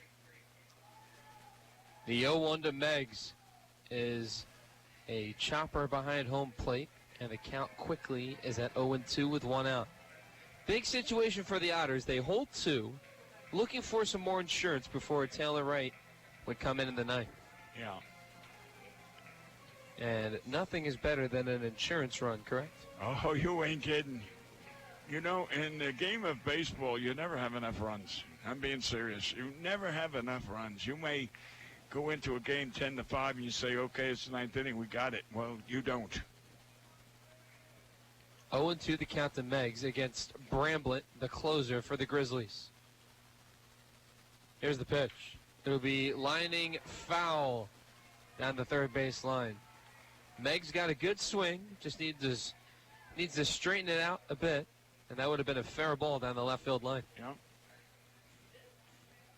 Calabrese had that ball down the left field line when Jones did not guard the line well and rolled all the way to the left field wall, and unfortunately he was out at third, but he had the 2 RBI double. It's a difference in the ball game right now. His 2 RBIs makes it 3-1. Without his double, we'd still be 1-1. Correct. Would have changed the complexion of the game. Oh, yeah. 0-2. Swing and a miss. A big strikeout for Bramblett as there are 2 up. And, well, 2 down, excuse me. Yeah. Here in the bottom of the 8th. It's up to the little spark plug. How many times has David Cronin been in this situation? I mean, you know, the runners are on, the guy or 2 before him strikes out, and then up comes David, and then he probably hits a shot that if there was 1 out, we'd get the run in, but unfortunately there's 2 outs, and David hits the ball silently, but hopefully he can get a base hit now. Look at that space in the left center. First pitch to Cronin is a ground ball up the middle. Good stop there by Daniel. Throw over to first. And that ends the threat. Cronin put good contact on that pitch. And it's time for Taylor, the dark right, to come out of the bullpen. Yes, and the reason he made that play, I have said, look at the hole in left center, because the shortstop was fading over to second. Now, normally, if he was back in his position, that was a base hit for the Otters. We'll come back with Taylor right on the mound after this on 91.5 WUEV and the Otters Digital Network. Injuries are inevitable. It doesn't matter if you're playing baseball, walking the dog, or falling from a ladder. Injuries happen. When they do, Tri-State Orthopedics offers treatment for sprains, strains, and fractures by medical specialists. Tri-State Orthopedics is located at 225 Cross Lake Drive in Evansville, just north of the Lloyd and I-164. Tri-State Orthopedics can be reached by phone at 812-477-1558. Its urgent care line is 812-474-OUCH. Tri-State Orthopedics, a proud supporter of Evansville Otters baseball. It's time for the 5th annual Blues on the Rock, Sunday, September 1st at Rockport City Park. 6 blues bands live on stage 2 p.m. till midnight. Featuring blues rocker Sean Murphy having her CD release party. There's a place you can find where the sun. Food, drinks, arts and crafts, and tent camping available. $10 admission. A blues set from Bosco, France. Evil woman, why you play me for a fool? Blues on the Rock.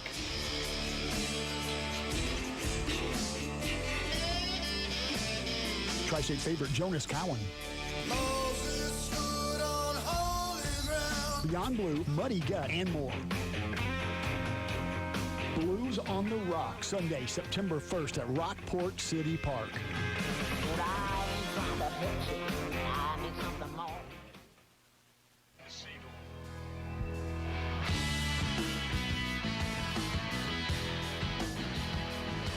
Welcome back to Evansville Otters baseball. Dave Nguyen, Bill McCune on the call. Top 9. Closer Taylor, the dark right, comes into the bull on the mound for the Otters. Well, let me say this, Dave. Go ahead. Mr. Singer did an excellent job. Yes, he did. For his turn at the mound. Yep. Then you bring in Byers. He does an excellent job when he's there. Then you bring in the Soldier Boy, and he's done an excellent job. It's up to Mr. Wright now to finish off this game. We have gotten excellent pitching in this game from the Otter pitchers. And we've had some good defensive play. Absolutely. However, as you say, we left 10 men on base. Take Rob Calabrese's double away, and we might have gone into that international rule. Let's hope not. I know it. It will be batters 8, 9, and 1 in the order for the Grizzlies. Gunnar Buhner, Cletus Avery, and Connor Owings. And Buhner last night struck out, didn't look good. Tonight he's got 2 hits. Yep, and one of them the lone run driven in by the Grizzlies today, back in the second. Right. Wright comes in, .77 ERA, 55 strikeouts, 16 walks, 46.2 innings pitched, 16 saves in 36 games. Gunnar Buhner, the son of former New York Yankee Jay Buhner. Buhner today is 2 for 3 with 2 singles and the lone RBI. That is how the Grizzlies have 1 run on the board. 3-1 the score. Wright has a splitter, fastball, and working on a slider in his arsenal. Wright comes set, fires the first pitch. That's a fastball inside belt high for ball 1.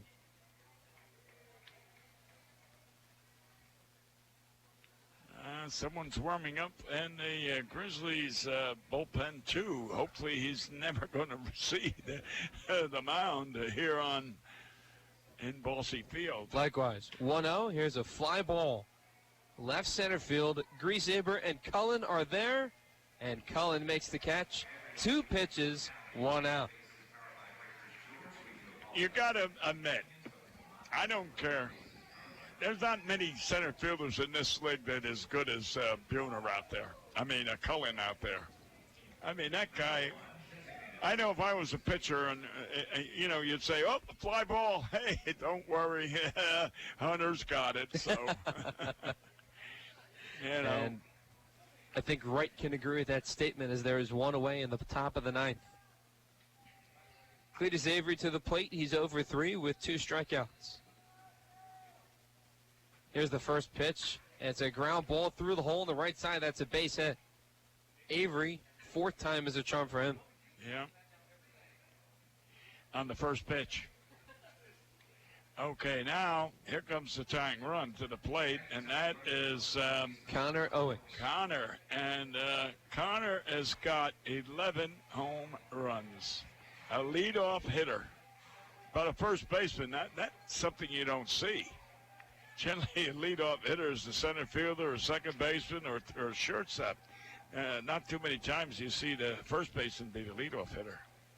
And the leader in RBIs as well with 50. Yeah. First pitch, swing and a foul ball behind home plate. The count is at 0-1. Playing at double play depth is the shortstop Wheatrich and the second baseman Cronin. Holding the runner at first is Jack Meggs. Owings, 0 for 4 yesterday, 0 for 4 today.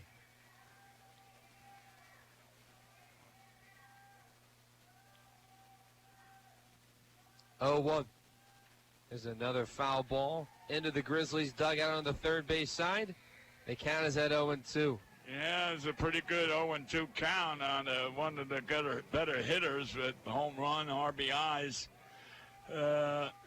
He only struck out once last night, and we've got him twice tonight, but once last night. Twice last night? Oh, twice? 3 tonight. Oh, okay. All right, you got me. 0-2, runner goes. Swing and a miss, and a big strikeout there from Taylor Wright. 2 away, runner on second. But Wright is only concentrating on the batter in front of him. Yeah, that was a big strikeout. A big strikeout. I'll agree with you on that one. Andrew Daniel to the plate. Daniel is 1 for 3 with a single and a walk. He represents the tying run. First pitch is a foul ball. Wright going with the splitter that time. Well, you're looking at Tanner's way over playing normal, and Cronin's playing normal, maybe shading a little more to second than normal, and but Mr. Wright is never even looking at the runner on second because no one's covering, and he could walk. Well, now funny he did. 0-1, swing and miss on a fastball upstairs. 0-2 the count, 2 outs. Otters hold 2. What I was going to say, the runner on second decided to go to third. He'd be crazy. I mean, chances are he gets thrown out and you just killed the rally. But he could walk the third is what I'm trying to say. Wright with a deep breath on the mound. Yeah. Calabrese. And now... Go through the cycle again. Wright will step off the mound, takes a deep breath. Shrugs his shoulders. Calabrese with the sign. And he'll set up inside to the righty. Daniel, the pitch. A fly ball to left field. Coming under it is Keith Griesaber.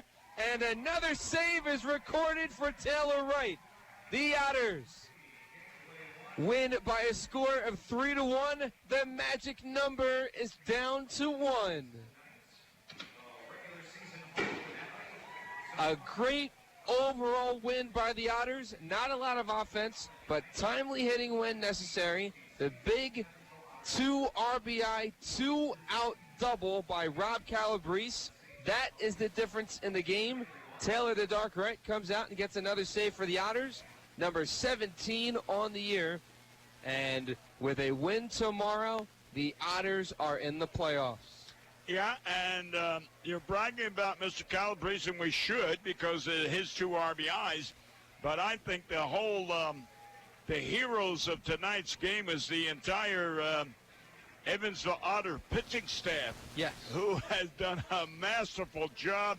And again, if it wasn't for that error, we would have had another shutout. So give the Silver Star or Gold Star to the pitching staff, and of course the Silver Star to Calabrese for the 2 RBIs. We're going to take a quick break, and then we'll come back after this with the final totals and the scores around the Frontier League. You're listening to the Evansville Otters Baseball on 91.5 WUEV and the Otters Digital Network. The Pizza Brick Road always goes to Tyroni's. I'm in the mood for pizza and I'm ready to go. The Pizza Brick Road goes to Tyroni's. So follow me down the Pizza Brick Road. Road down to Tyroni's. The Pizza Brick Road. The Pizza Brick Road always goes to Tyroni's. SRG Global, a Guardian company, would like to wish the Evansville Otters the best of luck in today's contest. Founded in 1932, SRG Global is one of the world's largest manufacturers of chrome-plated plastic parts for the automotive, commercial truck, and household appliance industry. Located locally at 601 North Congress Avenue in Evansville, SRG Global can be found online at srgglobal.com. They can also be reached in Evansville by phone at 812-477-6151. The Tin Fish Restaurant is located at 707 State Street in Newburgh, Indiana. Independently owned and operated, the Tin Fish menu featured salads and sandwiches, as well as seafood platters and combos, and seafood burritos, tacos, and burgers. The Tin Fish Restaurant is open 7 days a week from 11 a.m. to 8 p.m. They can be reached by phone at 812-490-7000. Visit them online at tinfishnewburgh.com. The Tin Fish Restaurant, a proud supporter of Evansville Otters baseball. Injuries are inevitable. It doesn't matter if you're playing baseball, walking the dog, or falling from a ladder. Injuries happen. When they do, Tri-State Orthopedics offers treatment for sprains, strains, and fractures by medical specialists. Tri-State Orthopedics is located at 225 Cross Lake Drive in Evansville, just north of the Lloyd and I-164. Tri-State Orthopedics can be reached by phone at 812-477-1558. Its urgent care line is 812-474-OUCH. Tri-State Orthopedics, a proud supporter of Evansville Otters baseball.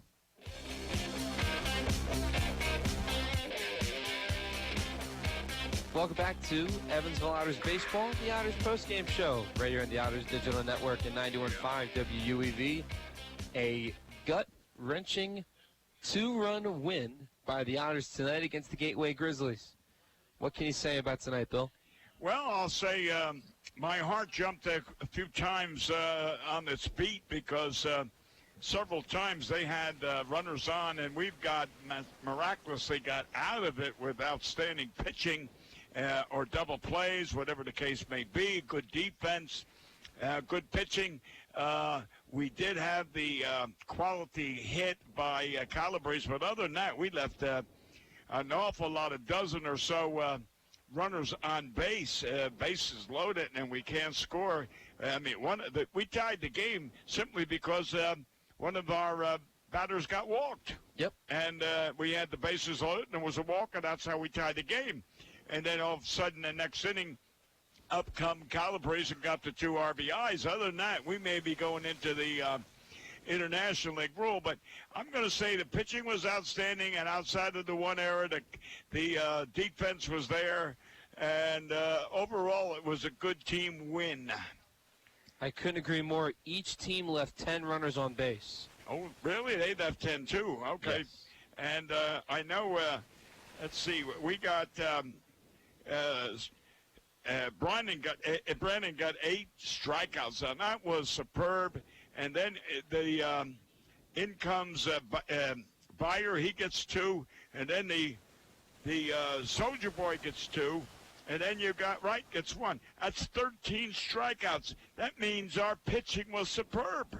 Well, for a pitching staff from starters to relievers that leads the Frontier League in strikeouts, we came into tonight with, I believe, let me double check here, because we were 3 strikeouts shy of the amount of strikeouts we had in 2017. You mean total for the whole season? Yes. So we had, going into tonight, a total of 829 strikeouts. We had the Otters had 832 in 2017, and 829 plus 13 will be 832, or 842, excuse me. 829 plus 13 is 842. I wouldn't have corrected you anyway. 842 strikeouts for this Otters pitching staff. All right. Well, it's been good. I'll tell you what, and that is what put the Otters in the position they are in. It's been outstanding pitching all year, and that is minus the Irishman and Randy and Hubert, not Jacques? Hubert, no, not Captain Jacques, our reliever, Hubert. Urbeck. I'll get it right. Well, their strikeouts count in for the stats. Well, no, what I'm trying to say is we lost them to Affiliated Baseball, and still our pitching staff was superb even without them. If they were still with us, we might have had 1,000 strikeouts. Right. Well, tomorrow the formula is simple. Win, and you're in. Anything else, Bill? I like that. You win and you're in. Yes. Great. Thank you. Good night. Alrighty. For just to recap, Grizzlies are up 1-0 in the second. Then an RBI walk with the bases loaded. Tanner Wheatrich scored Elijah McNamee. And then with 2 outs, a 2 RBI double by Rob Calabrese made the score 3-1. It was scoreless from the 4th inning on. The Otters had multiple chances to extend their 3-1 lead. They had the bases loaded once or twice more after the 3rd inning. Unfortunately, couldn't score, and I think that's something that they'll talk about in the clubhouse going forward, because situations like that can help win or lose a potential postseason game. Right, but again, the pitcher Barrett was a little wild, and that's what helped us earlier in the season, or earlier in the game, where walking those runners, those batters helped us. Absolutely. So Brandon Sittinger gets his first win at Bosse Field as a starter, improving his overall record to 2-2. Jordan Barrett with the loss, and Taylor Wright, save number 17 on the year. For Bill McCune and our radio engineer, Mr. Paul Mattingly, I'm Dave Nguyen. Everyone, tune in tomorrow, 6:35 Central Time, 7:35 East Coast Time. One more win for the Otters, and they are in the playoffs. Everyone have a great night, and remember, go Otters. Go. And he'll set up inside to the righty. Daniel, the pitch. A fly ball to left field. Coming under it is Keith Griesaber. And another save is recorded for Taylor Wright. The Otters win by a score of 3-1. The magic number is down.